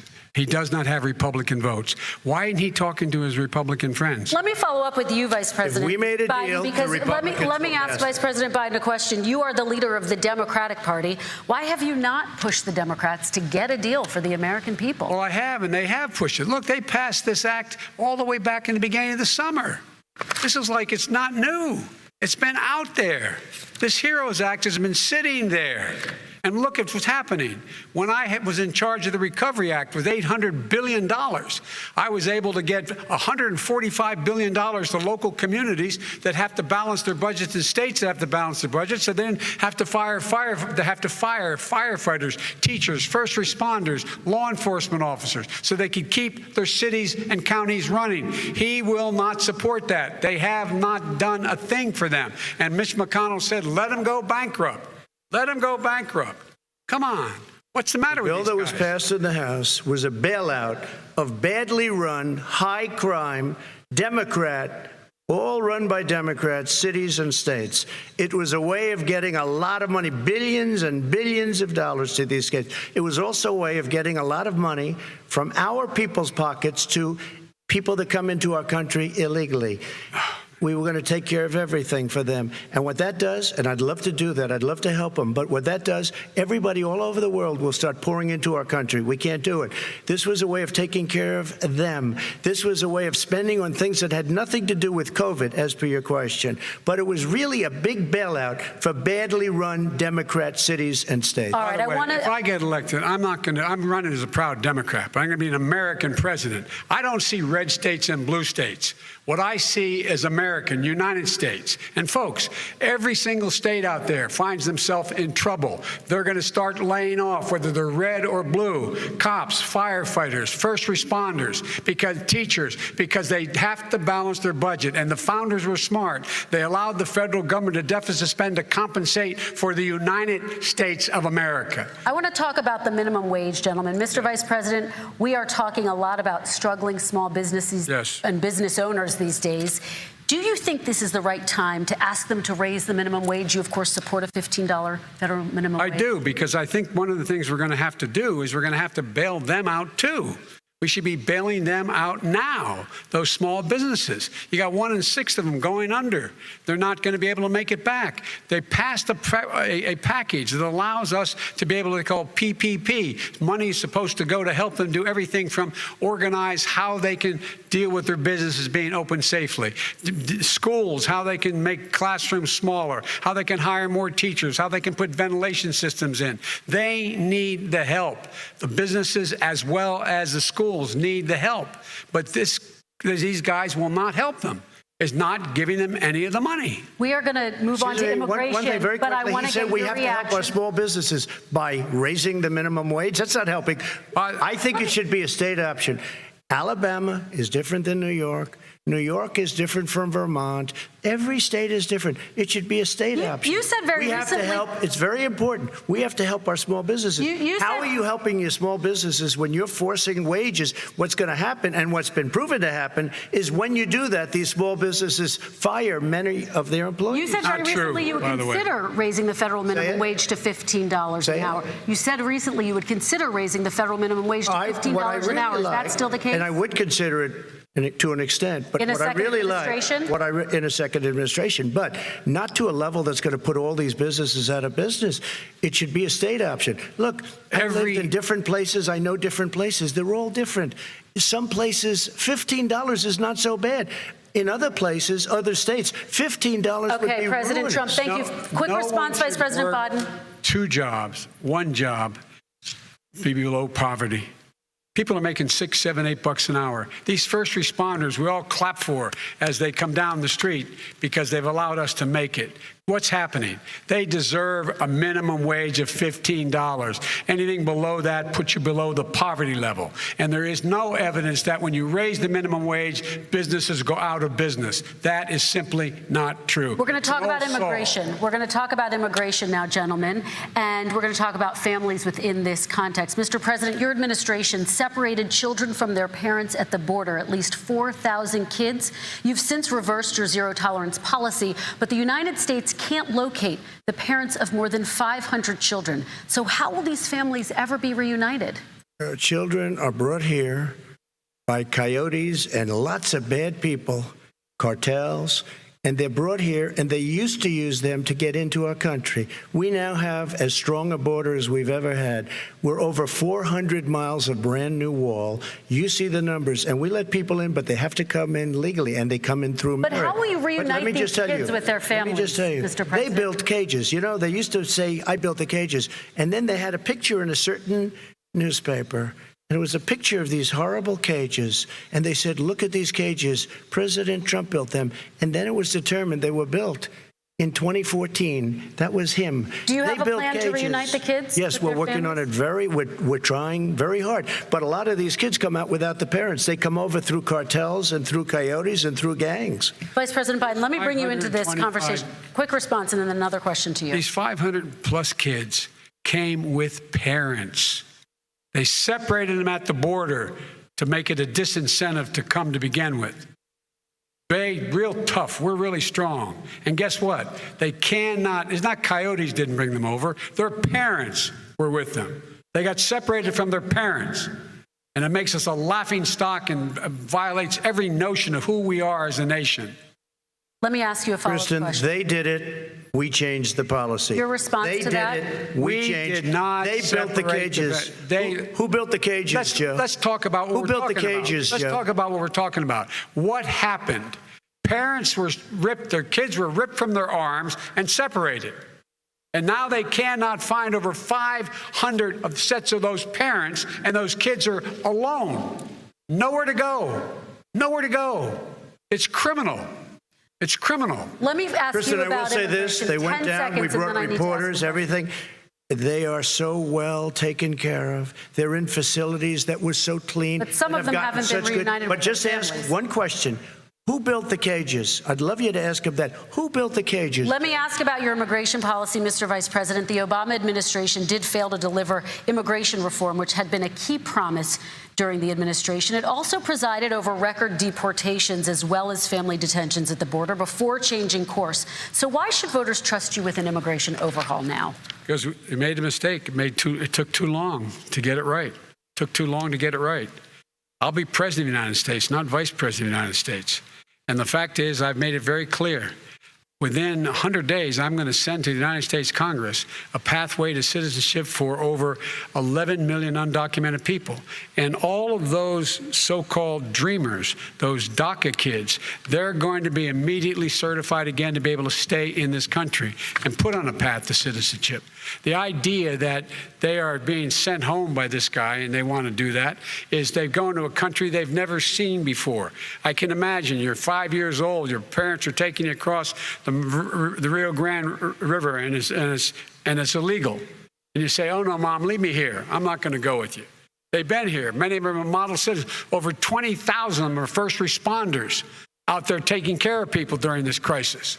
We owe them. We owe them. Kristen, he had 8 years to do what he said he was going to do. And I've changed without having a specific. We got rid of catch and release. We got rid of a lot of horrible things that they put in and that they lived with. But he had 8 years he was vice president. He did nothing except build cages to keep children in. Vice President Biden, your response. The catch and release, you know what he's talking about there? If, in fact, you had a family came across and they were arrested, they, in fact, were given a date to show up for their hearing. They were released. And guess what? They showed up for a hearing. And this is the first president in the history of the United States of America that anybody seeking asylum has to do it in another country. That's never happened before in America.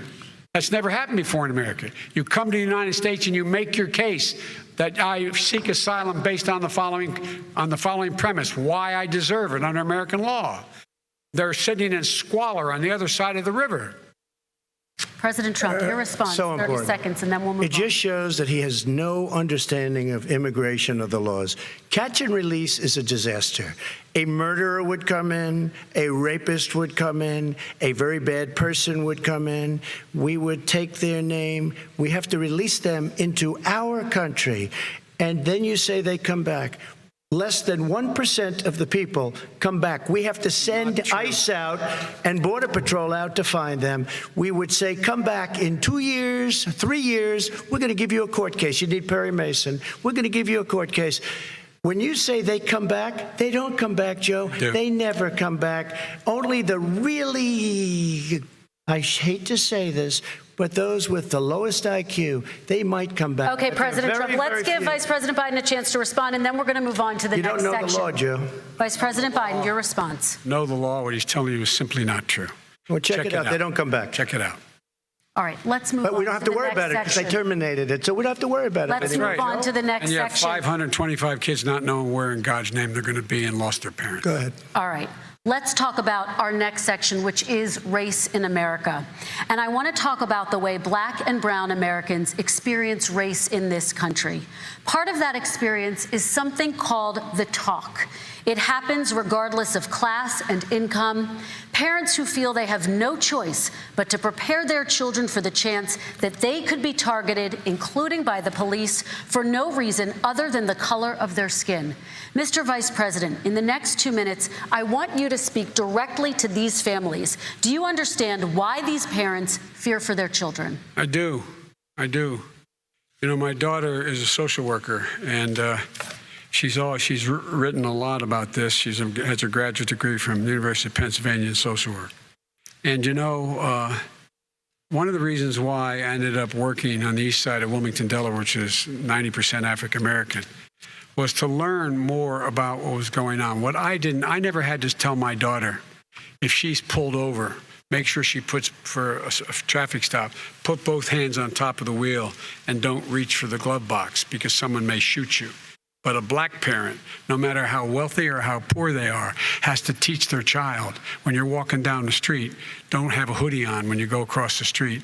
Making sure that you, in fact, if you get pulled over, just yes, sir, no, sir, hands on top of the wheel, because you are, in fact, the victim, whether you're a person making child of a $300,000 a year person or someone who's on food stamps. The fact of the matter is there is institutional racism in America.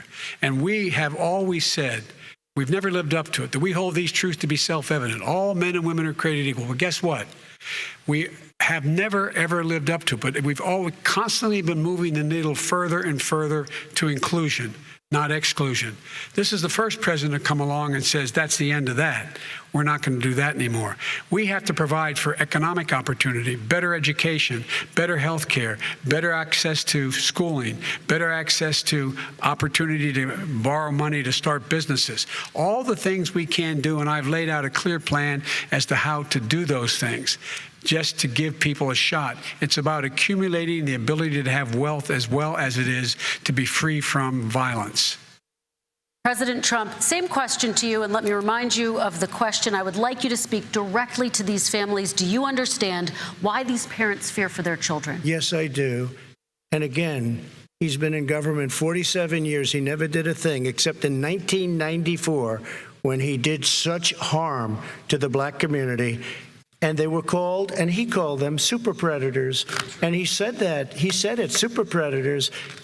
And they have never lived that down. 1994, your crime bill, the super predators.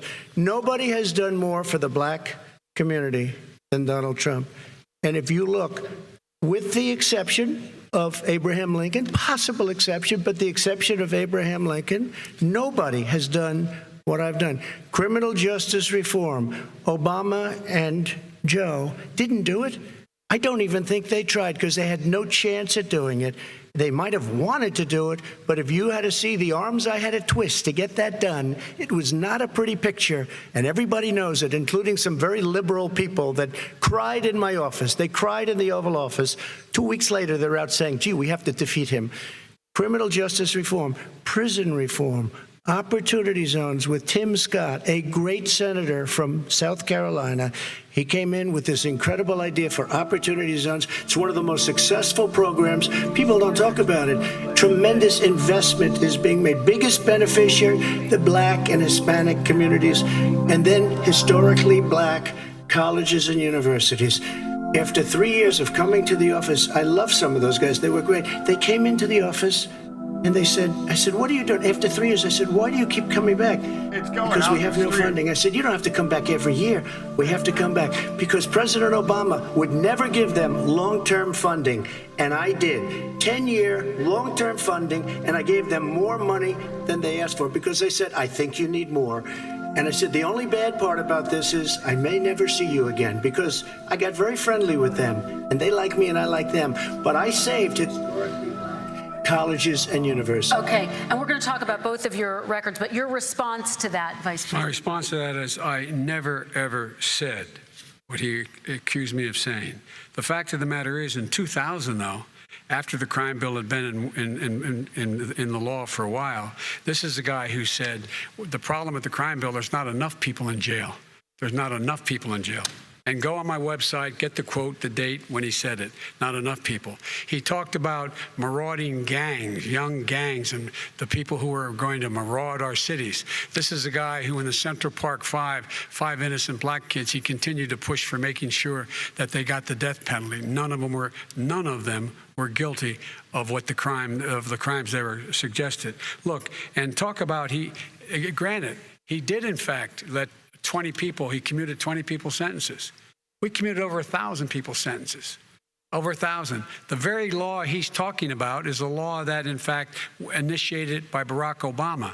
And secondly, we're in a situation here where the federal prison system was reduced by 38,000 people under our administration. And one of these things we should be doing, there should be no minimum mandatories in the law.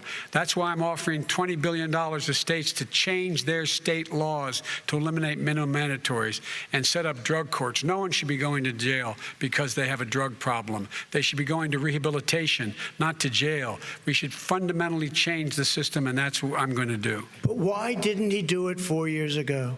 Why didn't you do that 4 years ago, even less than that? Why didn't you? You were vice president. You keep talking about all these things you're going to do, and you're going to do this, but you were there just a short time ago, and you guys did nothing. We did. You know, Joe, I ran because of you. I ran because of Barack Obama, because you did a poor job. If I thought you did a good job, I would have never run. I would have never run. I ran because of you. I'm looking at you now. You're a politician. I ran because of you. All right, Vice President Biden, your response to that, and then I do have some questions for both of you. Well, I tell you what, I hope he does look at me, because what's happening here is You know who I am. You know who he is. You know his character. You know my character. You know our reputations for honor and telling the truth. I am anxious to have this race. I am anxious to see this take place. The character of the country is on the ballot. Our character is on the ballot. Look at us closely. Let me ask some follow-up. Please respond, and then we're going to have follow-up questions. If this stuff is true about Russia, Ukraine, China, other countries, Iraq, if this is true, then he's a corrupt politician. So don't give me the stuff about how you're this innocent baby. Joe, they're calling you a corrupt politician. Nobody. President Trump, I want to stay on the issue of race. We're talking about the issue. From hell. President Trump, we're talking about race right now, and I do want to stay on the issue of race. President Trump, I have to respond to that. Please, because look, very quickly. There are 50 former national intelligence folks who said that what he's accusing me of is a Russian plant. They have said that this has all the five former heads of the CIA, both parties, say what he's saying is a bunch of garbage. Nobody believes it except his and his good friend Rudy Giuliani. You mean the laptop is now another Russia hoax? And that's exactly what. Is this that's where you're exactly going? what. This is told. where he's going. The laptop is Russia. Gentlemen, I want to stay on the issue of race. You have to be kidding. Here we go again with Russia. We're going to continue on the issue of race. Mr. President, you've described the Black Lives Matter movement as a symbol of hate. You've shared a video of a man chanting white power to millions of your supporters. You've said that black professional athletes exercising their First Amendment rights should be fired. What do you say to Americans who say that kind of language from a president is contributing to a climate of hate and racial strife? Well, you have to understand, the first time I ever heard of Black Lives Matter, they were chanting pigs in a blanket, talking about police. Pigs, talking about our police. Pigs in a blanket, fry them like bacon. I said, that's a horrible thing. And they were marching down the street. And that was my first glimpse of Black Lives Matter. I thought it was a terrible thing. As far as my relationships with all people, I think I have great relationships with all people. I am the least racist person in this room. Well, what do you say to Americans who are concerned by that rhetoric? I don't know. I don't know what to say. I got criminal justice reform done and prison reform and opportunity zones. I took care of black colleges and universities. I don't know what to say. They can say anything. They can say anything. It makes me sad because I am the least racist person. I can't even see the audience because it's so dark, but I don't care who's in the audience. I'm the least racist person in this room. Okay, Vice President Biden, let me ask you very quickly, and then I have a follow-up question for you. Abraham Lincoln here is one of the most racist presidents we've had in modern history. He pours fuel on every single racist fire. Every single one. Started off his campaign coming down the escalator saying he's going to get rid of those Mexican rapists. He's banned Muslims because they're Muslims. He has moved around and made everything worse across the board.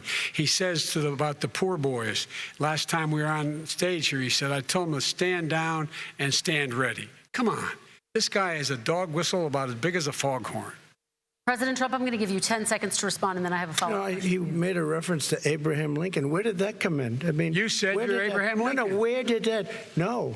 I said not since Abraham Lincoln has anybody done what I've done for the black community. And I'm saying, I didn't say I'm Abraham Lincoln. I said not since Abraham Lincoln has anybody done what I've done for the black community. Now, you have done nothing other than the crime bill, which put tens of thousands of black men, mostly, in jail. All right, let me ask Vice President because if you look at what's happening with the voting right now, let me ask they Vice remember President that Biden you treated them very, very badly. Just take a look at what's happening out there. Vice President Biden, let me give you a chance to respond within this context. Crime bills that you supported in the 80s and 90s contributed to the incarceration of tens of thousands of young black men who had small amounts of drugs in their possession. They are sons, they are brothers, they're fathers, they're uncles, whose families are still to this day, some of them suffering the consequences. So speak to those families. Why should they vote for you? One of the things is that in the 80s, we passed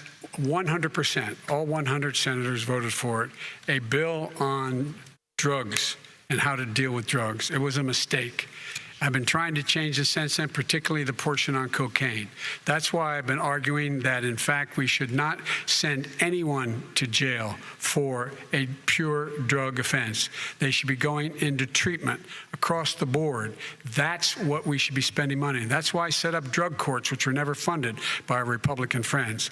They should not be going to jail for a drug or an alcohol problem. They should be going into treatment.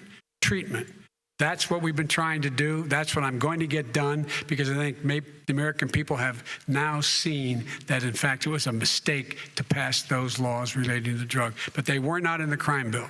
But why didn't he get it done? See, it's all talk, no action with these politicians. Why didn't he get it done? That's what I'm going to do when I become president. You were vice president along with Obama as your president, your leader, for 8 years. Why didn't you get it done? You had 8 years to get it done. Now you're saying you're going to get it done because you're all talk and no action, Jim. We got a lot of it done. We released 38,000. We got 38,000 prisoners left from the. You got nothing done. 38,000 prisoners were released from federal prison.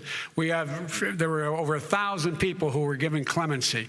In fact, we're the ones that put in the legislation saying we could look at pattern and practice of police departments and what they were doing, how they were conducting themselves. I could go on, but we began the process. We lost an election. That's why I'm running to win back that election and change his terrible policy. I just asked one question. Why didn't you do it in the 8 years, a short time ago? Why didn't you do it? You just said, I'm going to do that, I'm going to do this.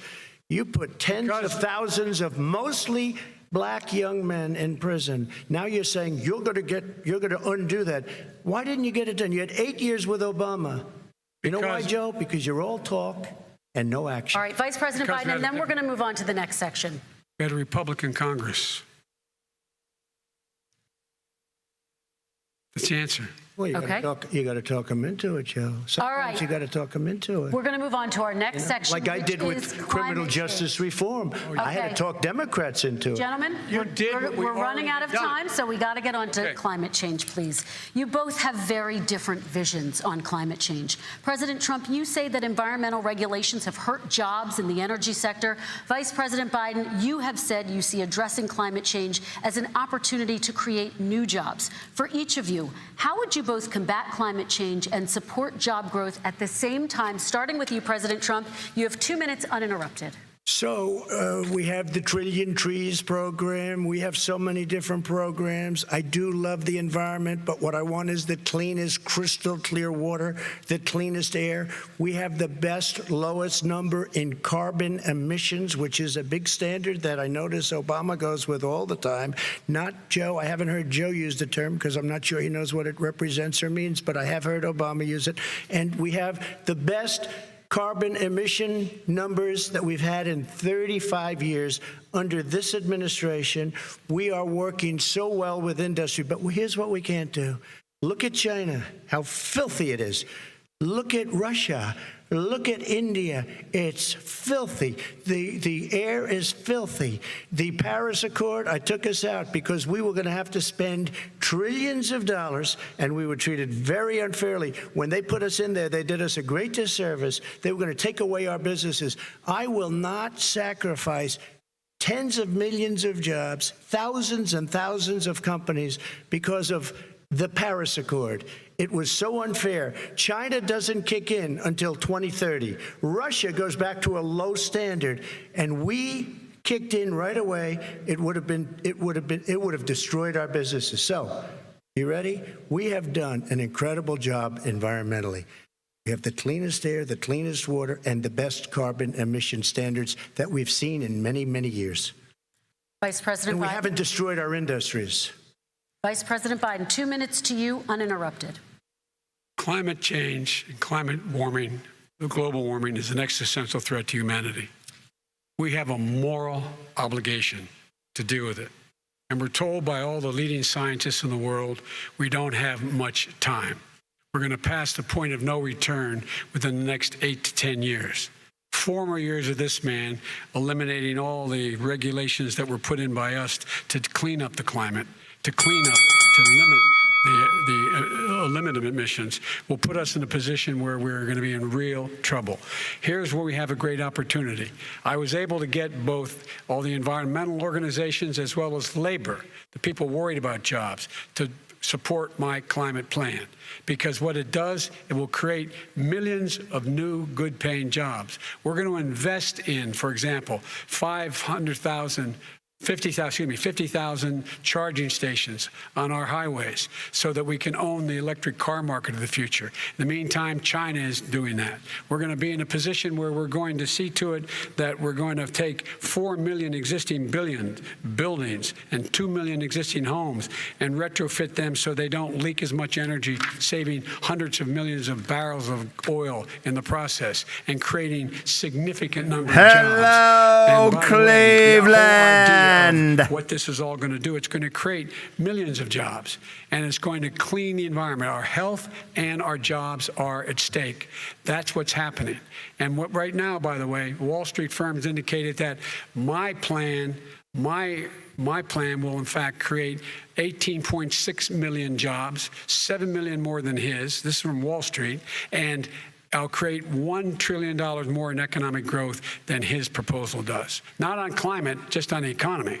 President Trump, Today came out and said very strongly, $6,500 will be taken away from families under his plan, that his plan is an economic disaster.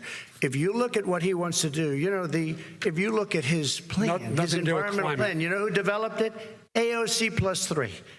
They know nothing about the climate. I mean, she's got a good line of stuff, but she knows nothing about the climate.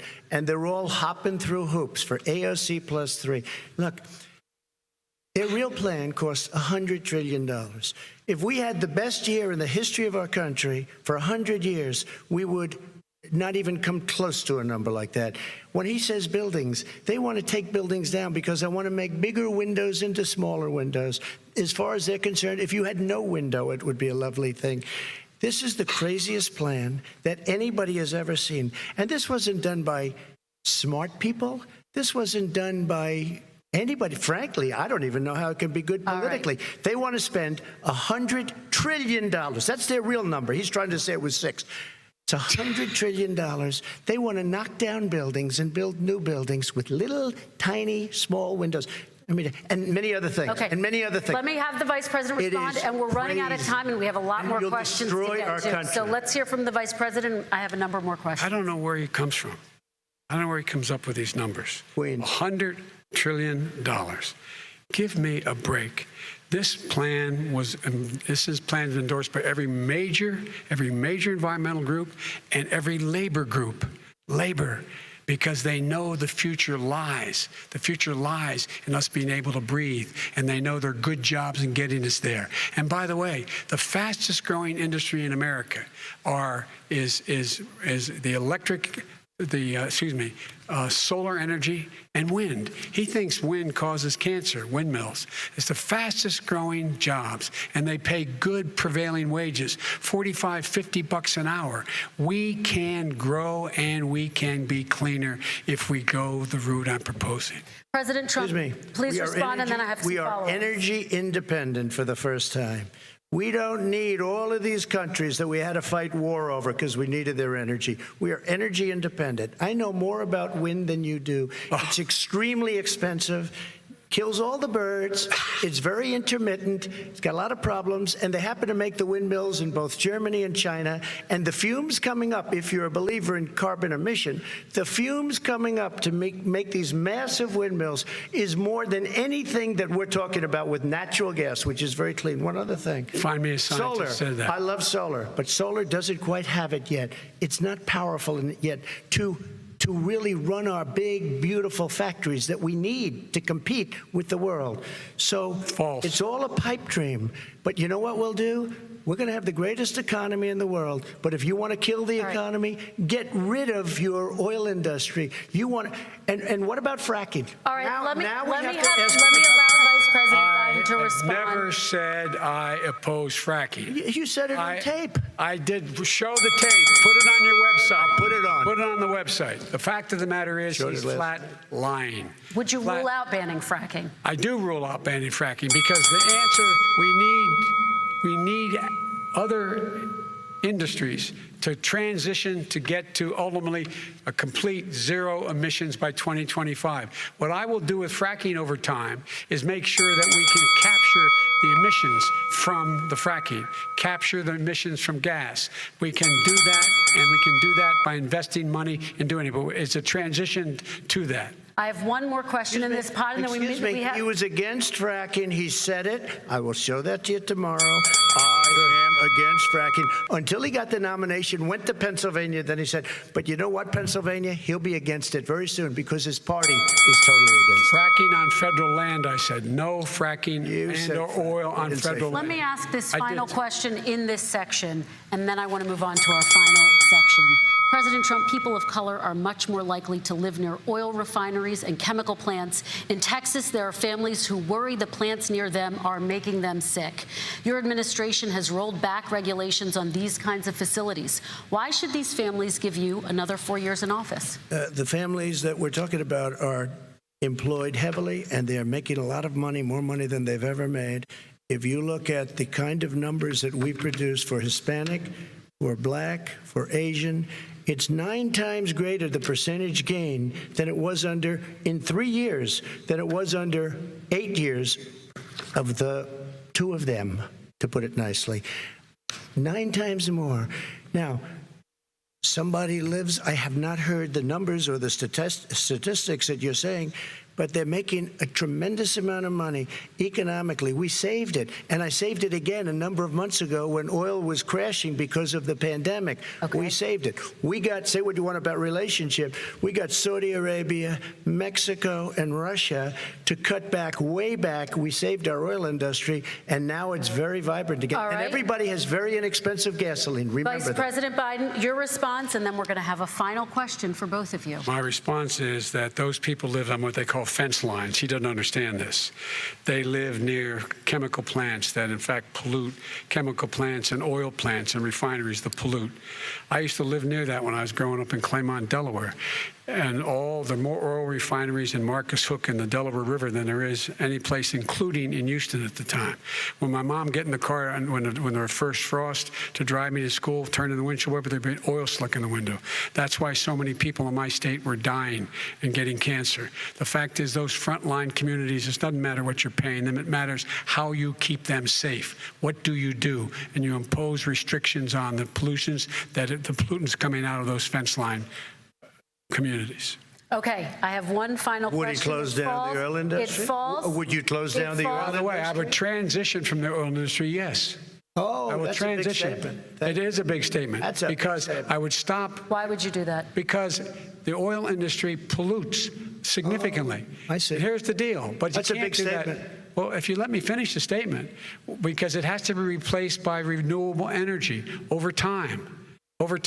And I'd stop giving to the oil industry, I'd stop giving them federal subsidies. He won't give federal subsidies to the gas, to solar and wind. Yeah. Why are we giving it to oil industry? We actually do give it to solar and wind. We And have that's one maybe the final biggest question. statement in terms of business. That's the biggest statement. Okay. Because We have basically one what he's final saying question, is he is Mr. going to President. destroy the oil industry.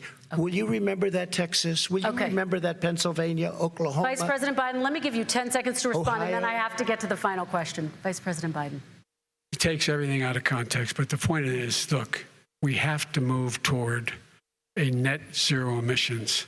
The first place to do that by the year 2035 is in energy production. By 2050, totally. All right. One Is he final gonna get question China both to do of you. it? No, we're finished with Is this. he We going have to to get move on China to to our do it? final question. No, We have to I'm move going on to to our final rejoin Paris question. Accord and make China abide by what they agreed to. All right, this is about leadership, gentlemen. And this first question does go to you, President Trump. Imagine this is your inauguration day. What will you say in your address to Americans who did not vote for you? You'll each have 1 minute, starting with you, Mr. We have to make our country totally successful as it was prior to the plague coming in from China. Now we're rebuilding it, and we're doing record numbers, 11.4 million jobs in a short period of time, et cetera. But I will tell you, go back. Before the plague came in, just before, I was getting calls from people that were not normally people that would call me. They wanted to get together. We had the best Black unemployment numbers in the history of our country. Hispanic, women, Asian, people with diplomas, with no diplomas, MIT graduates, #1 in the class. Everybody had the best numbers. And you know what? The other side wanted to get together. They wanted to unify. Success is going to bring us together. We are on the road to success. But I'm cutting taxes, and he wants to raise everybody's taxes, and he wants to put new regulations on everything. He will kill it. If he gets in, you will have a depression, the likes of which you've never seen. Your 401ks will go to hell, and it'll be a very, very sad day for this country. All right. Vice President Biden, same question to you. What will you say during your inaugural address to Americans who did not vote for you? I will say, I'm an American president. I represent all of you, whether you voted for me or against me. And I'm going to make sure that you're represented. I'm going to give you hope. We're going to move. We're going to choose science over fiction. We're going to choose hope over fear. We're going to choose to move forward because we have enormous opportunities to make things better. We can grow this economy. We can deal with the systemic racism. And at the same time, we can make sure that our economy is being run and moved and motivated by clean energy, creating millions of new jobs. And that's the fact. That's what we're going to do. And I'm going to say, as I said at the beginning, what is on the ballot here is the character of this country: decency, honor, respect, treating people with dignity, making sure that everyone has an even chance. And I'm going to make sure you get that. You haven't been getting it the last 4 years. All right. I want to thank you both for a very robust hour and a half, a fantastic debate. Really appreciate it. President Trump, former Vice President Joe Biden, thank you to Belmont University for hosting us tonight. And most importantly, thank you to those watching tonight. Election Day is November 3rd. Don't forget to vote. Thank you, everyone, and have a great night. Thank you. And an extraordinary final debate between the two candidates, much more substantive and a clash of ideas than we saw in the previous debate between the two candidates. It was as if the mute. All right. There we go. Hey, we're back. Really? Yes. Really? Still? Oh, and we got the crowd laughing over there. Cool. What the heck is wrong with you? This is the best debate ever. Yeah. Learned so much. What did you learn? Oh, where are you? I don't have time to explain what I learned, but it was pretty solid. We're going to be in better hands starting January. Hold on. Something's wrong with the audio. Something's wrong. What's going on? Oh, no. We sound good. He doesn't. Why? Go ahead, talk. Uh-huh. Oh, there you are. Yeah. Okay. All right. So I made some notes. What note? Well, You did? Well, first of all, I believe this is my 4th glass. Uh-huh. How many for you? Second. Second? Uh-huh. Yeah. And I drink like a bird. And Jim? 1.5. 1.5? And what happened to our bar crowd? Oh, they're outside. They're outside. Maybe I shouldn't have the camera They're on. smoking. Oh, okay. So I made some notes. Uh-huh. First off, we got to say, I can't believe we made it through the entire thing without internet cutting down. So right. Good job. Good job, Cox. Awesome. Yeah. Right. They obviously spoke to Trump about interrupting. Do you think? Who did? Yeah. Of course they did. Somebody did because, everything was very cordial. And I guess you could chalk it up to the moderator, which she did an unbelievable job. Well, yeah, this was way different than what happened before. Yeah, way different. All right, so I made some notes here. Now that how many did I say I had? 4? Yes. 4. Okay. When Biden said firefighters. Yeah, that's a good drinking game phrase. Yeah, firefighters. So say that 3 times. Ready? Firefighters. Wait. Each of us are going to do this. Are you sure about that? Yes.